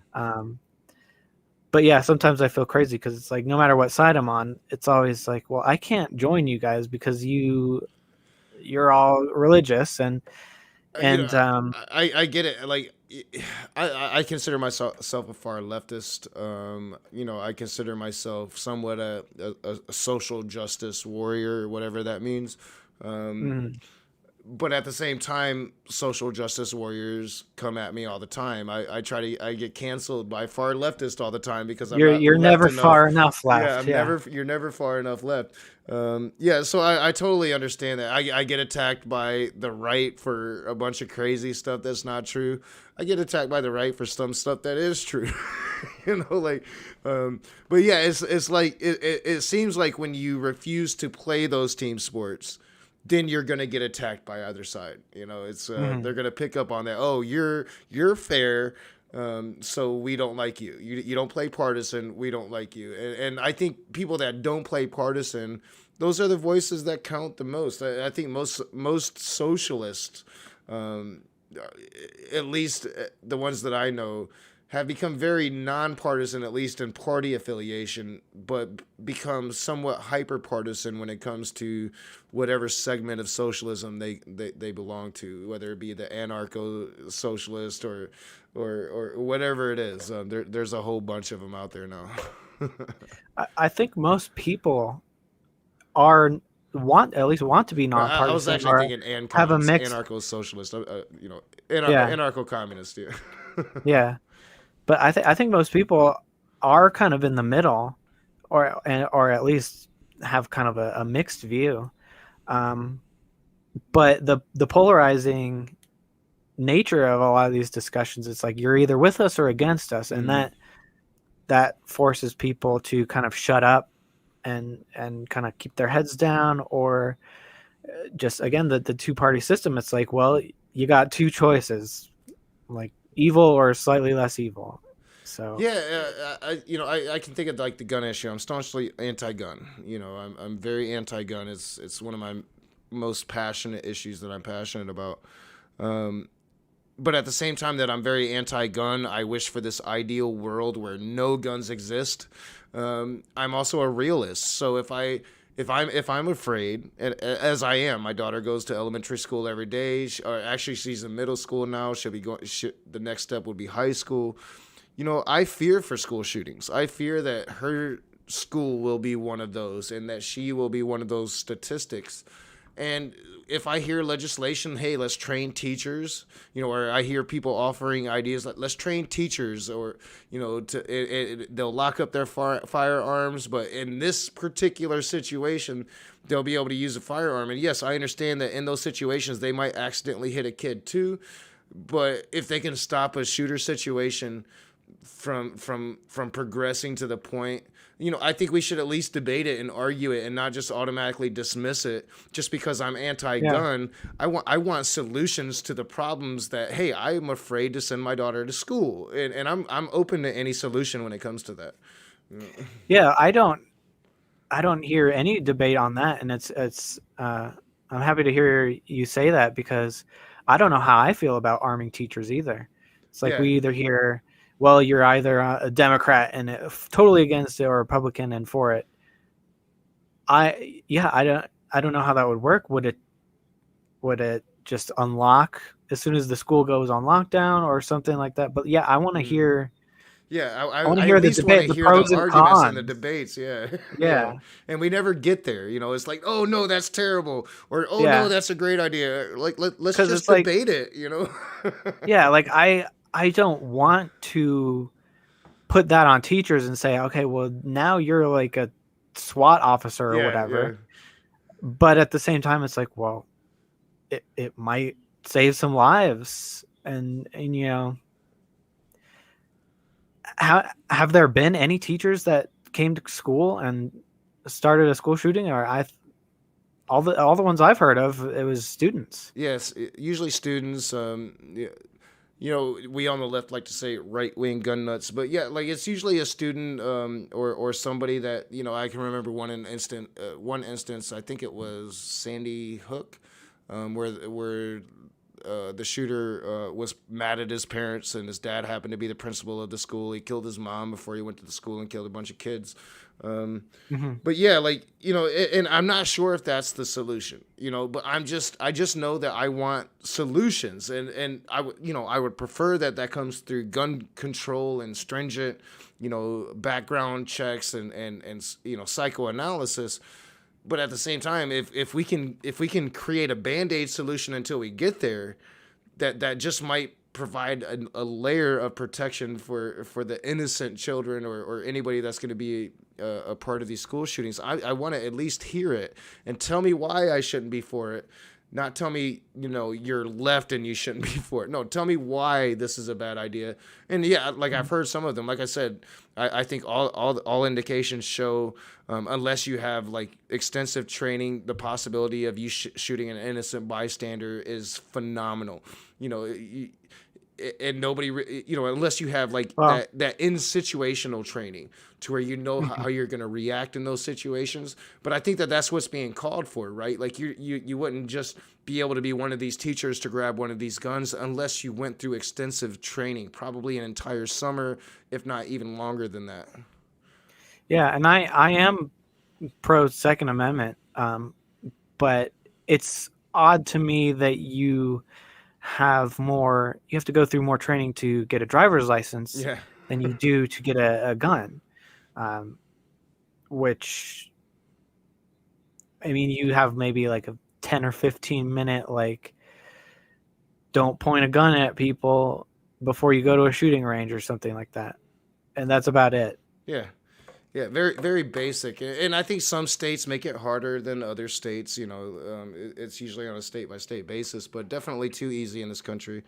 But yeah, that's like, you know, I can get past my pipe dreams and my ideals and just want, relative, practical solutions. And I don't care Mhm. if it comes from the right or Well, the left. I just want my kids safe. Like I want to feel somewhat more comfortable every day sending her to school, especially the older she gets. The older she gets, the probabilities increase because it tends to be junior highs, high schools, colleges that these things happen at. Very rarely in elementary school. mhm. Unfortunately, Sandy Hook was Yeah, Sandy one of Hook. those. Yeah. Um, yeah, and it's kind of like any prohibition where if you ban something, it's still going to be available illegally. I Hmm. mean, Well, yeah, and I totally agree with Chicago is that. one of the deadliest gun places in the world, and you can't have a gun in the city. And there is dynamics to that though because they're surrounded by states that is a lot easier. In one of the states, Yeah. Indiana or Illinois, I think Chicago's in Illinois, so it would be Indiana is like one of the easiest states. And then you have a lot of people, people often talk about the vans that they see around Chicago, and usually these when they're referencing these vans, these are vans from out of state bringing in guns and weaponry. There's a lot of conspiracy theories that right wing actually ships a lot of the weapons to Chicago. So some of the violence that is, I don't subscribe to conspiracy theories. My daughter's knocking. 1 second. What's up, sweetie? I feel low. Well, check your blood. Okay. Let me know. Um, so yeah, like there's a bunch of nuance to it. I think that some indications show that if you ban guns, very good things can happen. Australia would be one of the things that come to mind. They did a huge gun buyback. I think they've recently had their first mass shooting in quite some time. If you look at Japan, Japan, it's really hard to get guns in Japan, and they never have mass shootings, like never. So I think that there's definitely a correlation between mass shootings and the amount and how easy it is to get guns in this country. And I think that by far per capita we have the most guns than most places in the civilized world anyway, if not even the third world countries. So I think that it's a huge issue. I'm totally anti-gun. It's personal reasons. I won't get into them. I've gotten into them on the channel, but I'm also, like I said, a realist. I don't think that in my lifetime, anyway, America's ever going to be gun-free. We do have the Second Amendment. However you interpret it, because there's Yeah, argument over that. But if you're gonna live in reality, then you need real solutions, and getting rid of all guns in America isn't a real solution right now. I think there are reasonable compromises that most people would Yeah, be happy with, me too. um, and that we're just played against each other. They take the most extreme positions and make people Yep. angry at each other, Yeah, they they and they that's the game. they portray people like me as, oh, we want to get rid of all guns, and sure we do, but at the same time most of us are realists and we live in the real world and we understand that that's not going to happen. you know Yeah, but if you take the most extreme position on each side and you just present that, then no progress occurs on either side.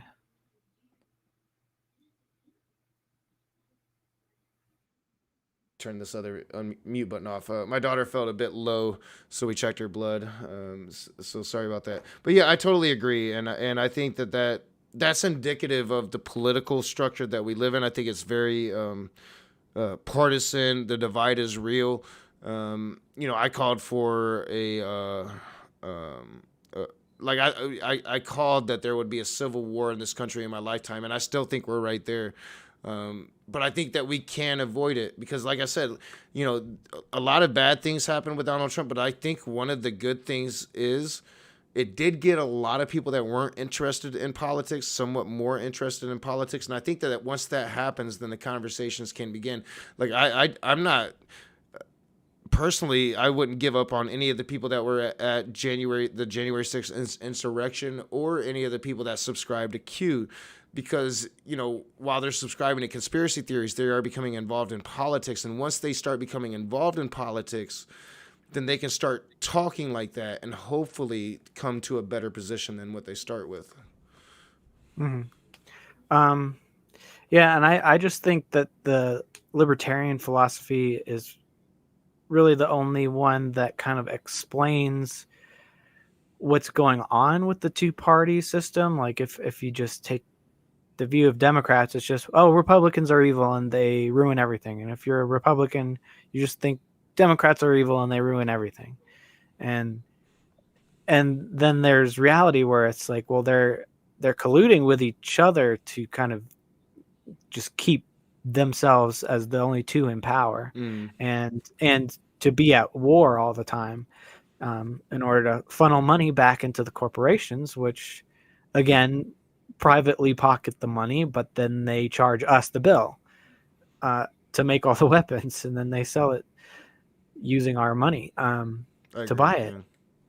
So it's a messed up system. Yeah, I definitely agree on that, and yeah, like the left often get, we're labeled as the anti-gun party, but let me tell you, a lot of people on the left aren't. They just placate and they just talk that talk, and then once they talk to somebody like me that's really anti-gun, oh man, they don't like me. Like, no, oh, you're absolutely insane, and I'm like, yes, but let's have this insane conversation. Like, why do we have to live in a world full of guns? And let's talk about the Second Amendment. Let's talk about what it really says. Let's talk about that Supreme Court decision that interpreted it as an individual right, especially in the face of the lack of knowledge that our forefathers had when they made this law. We're talking about people that had muskets, not semi-automatic machine guns. Like, it's just it seems like the conversation could be a bit more real, and I'm of the position, the libertarian position is, I believe they kind of try to stick to the Constitution. My personal position is any antiquated document needs to be re-looked at, reevaluated. Like, nothing should be set in stone. The way this Mhm. country was at its inception, it just isn't like that today. And Well, I sometimes mean, some of these constitutional issues, I think, should be easier to change. Like Citizens United, that's going to be a bitch to change because it's a constitutional issue now. yeah. Well, the Constitution was meant to be amended. So it It just, we made it while really hard to do it. yeah, and while I think most of the amendments and the rights are good ideas, you can't just take it as set in stone. Mm. Um, it does have to be reexamined. Um, and I think the conversation should always be had. I don't think that there's any context in which something like the First Amendment should or could ever be overturned. I think free speech is like the absolute most important right. Um, but you know what? It would be hypocritical to stop someone from speaking out against it, because you have the right to have that opinion. That is Mm. one problem I do have with the left is the conservatives used to be more anti First Amendment. They wanted to censor speech, and now I'm seeing its head rearing more on the left, where they want to control speech now, and Mm. it seems like the left is becoming more Puritan Oh, I as totally they're agree. gaining the cultural hegemony. Yeah, I totally agree. And Like when and I grew up, it was CD burnings by the right, mhm. Eminem CD burnings, and now it's the left trying to cancel Eminem. It's like, Yeah, the left, we were defending this guy for being able to say what he wanted to say back then, even if we didn't agree with some of those words. Now it's like the left, no, let's go hang Eminem. And then, like, it's like, even in the context of what he's saying and what he grew up in, like all of this is important. And yet, like, getting so sensitive about speech, I've fallen victim to it too. I get outraged sometimes. Um, and I do kind of, struggle with the complexities, especially once you see what false information can do. So, like, it is a struggle and a nuance, and I try to keep my side on the side of free speech, because ultimately I think that that is my one problem with what I see from the left, which is the left eating its own. You don't really see Hmm. that from the right. The right usually stands unified. You see it a bit now in the Trump era. You know, Trump, like I said, Trump's kind of like taking over the Republican Party, and if you oppose Trump, then you get canceled. But usually they tend to unify around their particular wedge issues, and especially the Supreme Court. They've always been kind of smarter than the left on that in that regard. I call them the vocal minority, and it's because they are able to stand unified, usually with each other. Yeah.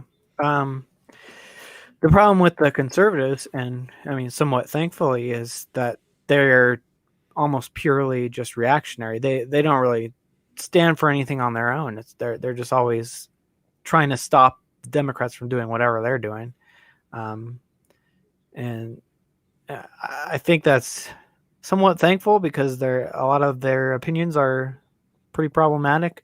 But if they actually had real principles instead of just trying to conserve whatever was in the past, just by virtue of because they're just conserving it, Hmm. then they might have better principles. um, and like kind of what you were saying, like the there is a huge problem with false information, and I mean, I would, if there was a button to stop it, I would stop it. But it's hard to And do it's that kind and of, not infringe on well, free speech, right? yeah, it's the problem is like it's not so much like I was saying, it's not so much that we want to privatize police. It's just that the system as it is corrupt, and so it's like I don't I don't want false information and like religious people out there spouting nonsense um, and conspiracy theories, but the alternative is authoritarian. Yeah. The alternative is giving the power to some legislative body or authoritarian body to tell you what you can and can't say. And maybe day one it starts out all against bad information, but pretty soon it's either going to be turned over to someone who with malicious intent, or they're going to make a huge mistake. And Mm-hmm. Yeah, and so it's just too much of a risk. I think that's why I take the stance that I do and the approach that I do is because a lot of people, especially in the atheist community, are like, it's almost like we're to this point, or they're to this point anyway. Ignore fundamentalism.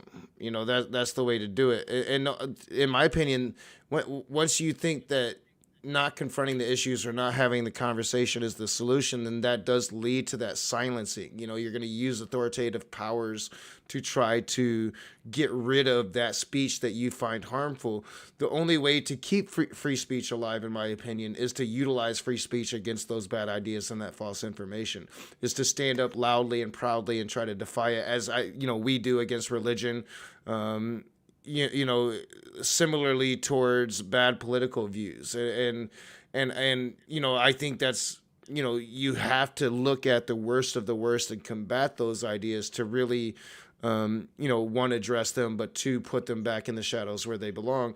To where if you're gonna if you're gonna say don't talk to this person because they're so bad, and cancel this person because they're so bad, you're ultimately are infringing upon their free speech when truth should be able to overcome the lies, right? Mhm. You just got to speak that truth as loud as they're speaking the lies. Yeah, and if you push them underground and if you don't have that debate, then you become weak. You don't Yeah. know what they're talking about anymore.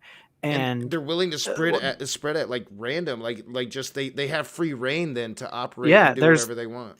there's no pushback that's seen, Yeah. and so whoever hears it is not going to be equipped to defend it. And that's one reason, like, creationism is a joke, but Yeah. I think it is serious work that people are doing to combat creationism.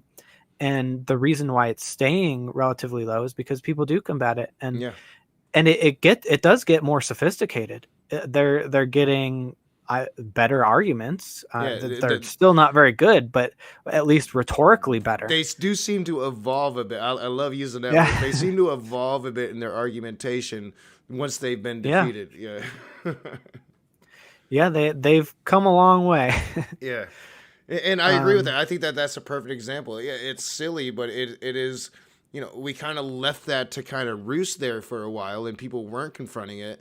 And then you see more and more people are slowly becoming YEC again. And you're like, well, how is this even taking hold? Especially like once you notice, like this really wasn't a thing until the 60s or late 60s, early 70s, I believe, when this became a thing here in America. yeah, like your average person is not going to be able to debate your creationist apologist on this. Mhm. They're just going to lose. Yeah, But at least because your they're average, spending a lot of time, invest a lot of invested time in developing these arguments, going through the science to look at how they can attack that science. yeah, and at least your average person will maybe have heard someone who's good at debating them, and so they'll be like, I don't know what I'm talking about, but at least I've heard someone who does know what they're talking about, and they've refuted what you're saying. Hmm. So yeah, I definitely think that that's important, Yeah, and I think you like I do a said, pretty good job on unless that. Like I think that's what thanks. surprised me the most is because yeah, you can be very science minded, and man, you can really take some of these YECs to task. I've been impressed with some of the debates that I've seen. Well, thank you. Yeah. Um, yeah, and I actually liked you that where you debated Matt Powell, right? Yeah, yeah, yeah. The That notorious one, modern day debacle, as I call it. yeah. I mean, he's he's just a mess. Like I don't know if I never lose my cool, but with him, like I might lose my cool. I did a couple times. The modern day debate, because most people have seen that one, big platform. They haven't seen our other conversations. He used the classic bait and switch on that debate, and totally played it perfectly. I didn't see it coming, and oh man, he played that, and I fell right into it. And that's the one debate. No, that's one of two debates that I admit I clearly lost, even though I got some good wins in that one. When I got him to really show his homosexuality on modern day debate, he hasn't been allowed back to modern day debate. It's to show his homophobia, not his homosexuality. He hasn't been allowed back Same to thing, modern day. really. Yeah. I think there's some closeted shit going on there, but he hasn't been allowed back. He made some bad comments, but that's one that I just. Yeah, he played it well. He did that bait and switch that I had never experienced before, and didn't think I'd get played so easily upon me, but he was able to do it. Yeah. Well, yeah, they are masters of manipulation and rhetoric, Yep. and it's almost you do need the facts to back you up, but there's another level on which the debate is happening that they're really good at, admittedly, uh, which it's just all rhetoric, and they know how to kind of like try and paint people into a corner where you don't see it coming, Oh yeah. and then and always debunking a lie takes 10 times longer Hmm. than it takes to say a lie, Yeah, and which is he's one of the so good at problems. just spitting out those lies. He no shame at all, and yeah, like in our first two conversations, and I'm by no means a science minded guy. When I first started talking to Matt Powell, I didn't even realize, he was YEC. I knew about the homophobia and I knew about the video game comments because everybody knew about the game comments back then. Everybody was talking about it because they were just so stupid. Atheist in video games. Oh, it's still funny to even think about it. But so I didn't even really realize that I was walking into an evolution debate. Had never done an evolution conversation. I'm not a science guy. I'm not. I'm more of your theology type guy. I'm gonna sit there and argue that Old Testament with you. I'm gonna sit there and argue with you about Paul and the apostles and what Jesus said. What Jesus meant, what the Old Testament meant. are we going to have a literal interpretation, or are we going to have a more progressive interpretation? Hell, I can sit here and interpret this to be a UFO invasion, but when it comes to the science and being able to combat, there are definite people for that, and you have good knowledge. Gutsick Gibbons, Arn Ra, he's made that his thing. I had no idea what I was getting into. So he's hitting me with, DNA of Tyrannosaurus Rex. And my only response can be really like, I'm pretty sure you're bullshitting me right now. Yeah. I can't tell you how, but I know you are. Yeah, well, it's almost like it's almost not about the details. Like that's always good to have, but it's more epistemology. Like, how would you know this, and why are the scientists saying otherwise? And they can sit there and spin all these conspiracy theories about how this and cherry pick quotes from scientists, but it's like, yeah, but like all the experts disagree with you, right? Yeah, So and it's that's just what I'm like working on now is epistemology. I'm devoting a lot of time to learning philosophy and why do people think the way they think? Why do I think the way that I think? Something I've yeah, never really done before, and I'm really doing that now. And I think that you're right, and I think that that's the main issues where Matt Powell in our conversations was really able to get one up on me. Is he had a fundamental understanding of his epistemology and how to use that against me, to where I'm just in there like, how can you hate gay people like you do? And I've learned so much since that moment. Like he was literally one of the first theists I ever talked to, but yeah, it does seem but like they, like what he was at, he was actively looking for somebody like me, as opposed to somebody like you, right? Like, appeal to my rage and appeal to how I'm gonna respond to certain things he's saying in regards to homosexuals, so he can get me into an evolution debate, so he doesn't have to debate Arn Ra or you or Gutsick Gibbons. Never once have seen him actually debate anybody that can, thoroughly combat the things that he yeah. says. Well, that's one thing they do is like you'll go, okay, well, my expertise is in like whatever cell biology, and they'll be like, okay, let's talk about geology then, Yeah. or let's talk about Yeah. cosmology, just to get you out of your element. And then me to But catch up, I got to study it all. yeah, yeah, I just will be like, I know nothing about cosmology. I'm not even going to discuss it. But it's like with abiogenesis, it's not even like I've started to realize it doesn't matter how much you talk about all the little details of like, okay, does this reaction work? Does this reaction work? It's like, because fundamentally they're still working off of a God of the gaps argument. Mm-hmm. So it's like, so how would you know if you're right or not, if every argument comes down to a fallacy?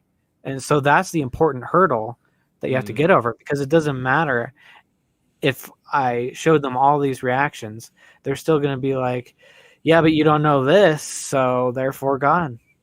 Yeah, I agree. I definitely That's where agree. the focus needs to actually be. And that's why, like, I am thankful to the atheists that can really combat that, because that's not my thing.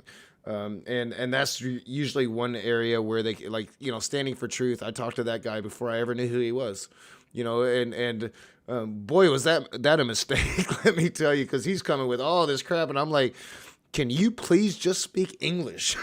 I don't talk Yeah. like this. What are you even saying? And Well, he doesn't either. yeah, he does. He, I have they learned just that use since. jargon. Yeah, Yeah. I've learned that since. But yeah, he's hitting me with all this stuff, and all that did was just make me mad, and essentially make me look like a fool in the face of what he was hitting me with, right? Like, they do these things on purpose. And I have no doubts that he anyway would, and I'm sure you guys have talked probably several times. He's not going to run away from somebody like you or Gutsick Gibbons. That's not in his forte. But Matt Powell and that ilk, they definitely will every single time. I am actually interested in my one of my biggest enemies outside of Matt is Smokey Saint.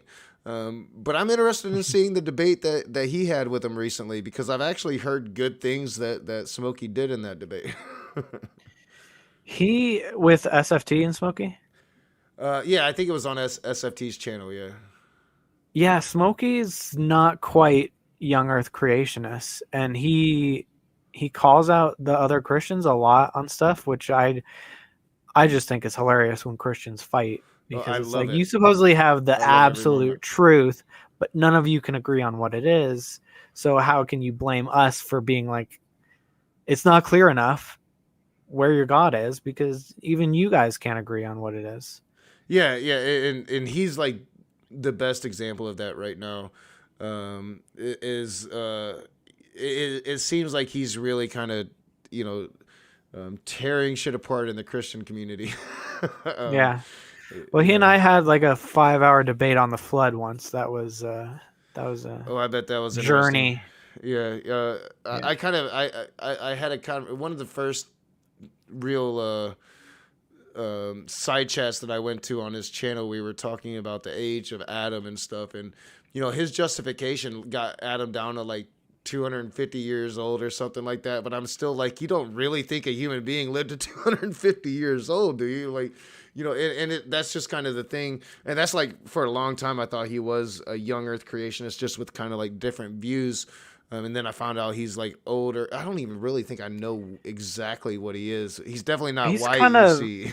he's kind of undecided. Like he's still like surveying the arguments there. Yeah, yeah. And But that, I mean, I guess that's better. he's definitely a show within a show within a show when it comes to Yeah. Smokey. But Yeah. yeah, no, I really, we're over 2 hours. I really appreciate the fact that you came on, you defended your positions. Politically, I don't agree with all of them, but at the same time, I have a better understanding, and really glad to hear you're just not an all-out Trumper, because like that's kind of the image that I've had. And when you do come up in conversation, I have brought that up, and I'm like, yeah, he's a Trumper, and people are like, no way, he's a Trumper. But I think that your explanations here definitely bring nuance to that, and have given me some clarity, and I think that I'm not going to hold that against you. We can argue capitalism when I'm more familiar with how I want to argue against it, and I definitely want to hear and set up something with you and Puff, or have a more, where I'll play moderator, and kind of hear your thoughts, capitalism versus socialism. But I'm really glad that we did this, because I don't want to have the wrong perception of you, because I do think that we're allies, especially against theism, and we should be able to overcome political differences, I think, and try to have an understanding of where the other person's coming from. Yeah, I mean, yeah. Thanks for giving me the chance to come and clarify and stuff, and Yeah, it's and been I actually enjoy too these long. discussions. Considering, like, we have been kind of in the same debatosphere. I think this might be the first time we've actually talked. Yeah, yeah, you know, so that too. yeah, very nice to meet you, Snake. Thank you for coming on and having this conversation. Yeah, informative, and definitely I'd like to get more into the particulars of our individual politics as we move forward, and get to know each other, but at the same time focus on our allyship against YEC and bad religious thought. I think that we'll always find common ground there. Yeah, I mean, I don't want to start us off on a whole new topic, but I guess the one thing I wanted to talk about, or I just wanted to say is, um, I think one of the problems that is contributing to the rise of like white nationalism is actually the I think critical race theory is kind of inspiring a reaction in that sense, and they're going like, okay, you're going to attack my whiteness, okay, I'll go full white nationalist. So that is one of the problems I see on the left. Well, but with critical race theory, though, the only people really talking about critical race theory are those on the right. Like when you're talking about critical race theory, what it is just a legal analysis of institutionalized racism. What happened in after the civil rights movement is everybody assumed that placing laws into place to bring equality for Black people would work, but it didn't. And when it didn't, uh, several theories were brought forth on why, and critical race theory is one of those. It's primarily taught in law universities as law theory, and it's not even really taught in most law universities, right? Like, you're not going to find it in every law class. It's not something that's prominent like the right wing is trying to put out. Um, and they're utilizing critical race theory to talk about left wing cancellation, which I think is an issue, but they're just going about it the wrong way, and they're choosing this this theory that has a name that they can pick on, and misrepresenting it. Yeah, I mean that is I didn't mean to get us off on a whole nother topic. I just recently did a stream and looked into critical race Yeah. theory, and I just started. There's a whole lot more I've got to get into on it. I just am concerned about some of the racist kind of, it's like a socially acceptable racism that's on the left, and I think it's a big contributing factor to the racism on the right, because the right's always reacting to the left. Well, I think that definitely the left is trying to be inclusive. And I think that often gets misconstrued by the right to be attack on whiteness, on white culture. And people are afraid that white culture is going to be under attack. But that's primarily a fear of giving up power that white culture has always had here in this country. Anyway. Yeah. Most of the left is reasonable about it. I think that issue with cancel culture is kind of like the average person is just kind of keeping their head down, trying not to rock the boat, because the radicals will come after them. Mm-hmm. And I do see that as a problem on both sides. So maybe we could talk about that in more detail in the future. But yeah, I would definitely love to really get into that, especially when I'm at home and I have all of my notes on it. I can usually pull things from memory, but it's always good to have those notes to be like, oh yeah, that's exactly what I want to say right there, as opposed to like trying to pull it out of my ass. But yeah, no, I definitely think that, race politics goes on both sides. I think the left plays them just as much as the right. What I'm concerned about is backlash against diversity. And I think that that's just a natural reaction to a shift in power structure. So if we can get past that and get to the real issues, then hopefully some change will come. Unfortunately, in this country, we tend to punt those major issues down for the next generation, which is something that I would like to see stop. We've got to tackle the hard issues, and we got to stop running away from them. Mm. Yeah, I completely agree with wanting to improve diversity.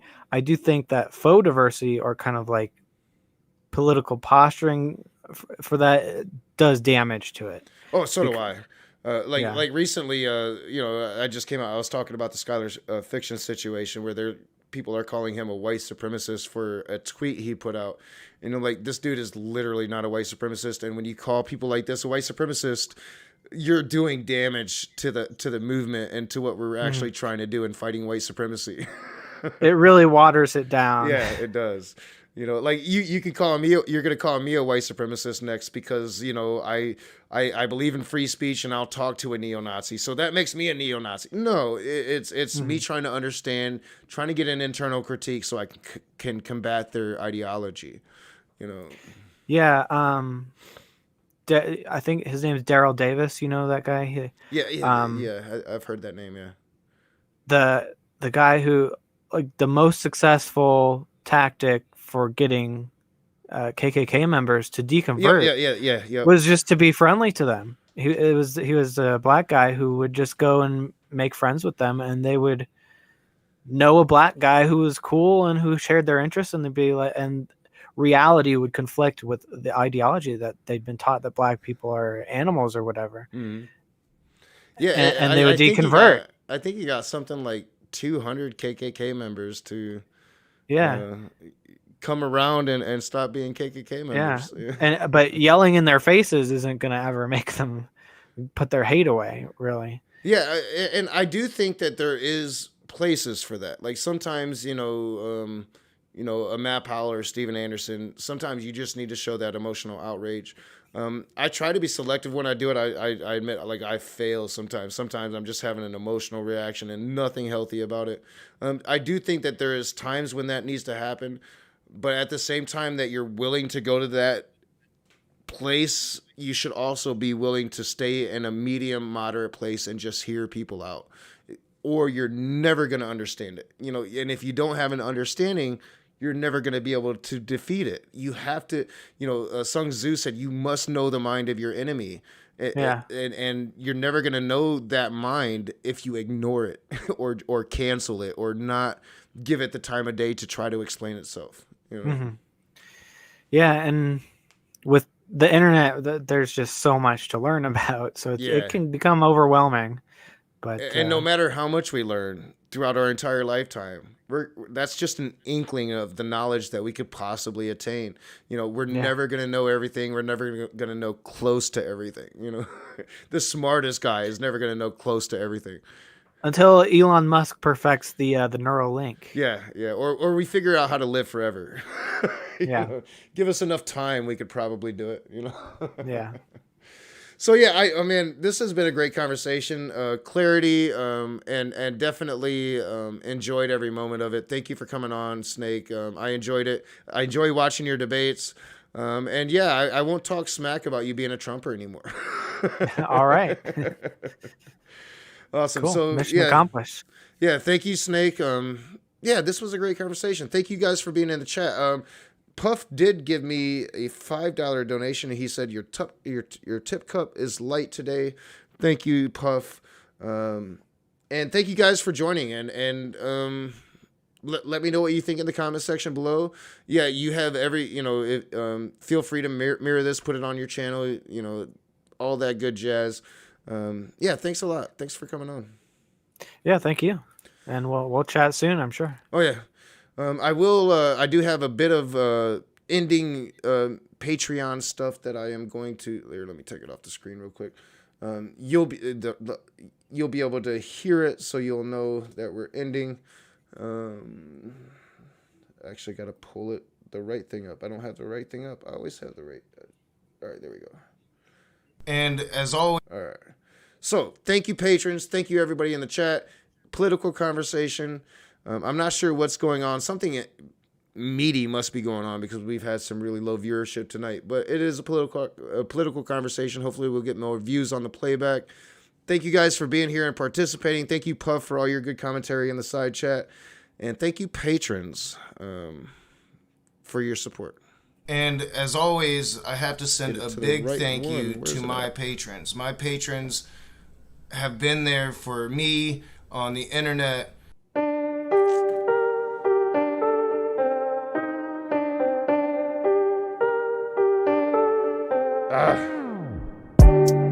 All right, I totally thought that I was like just on StreamYard. So let's do that the real way, guys.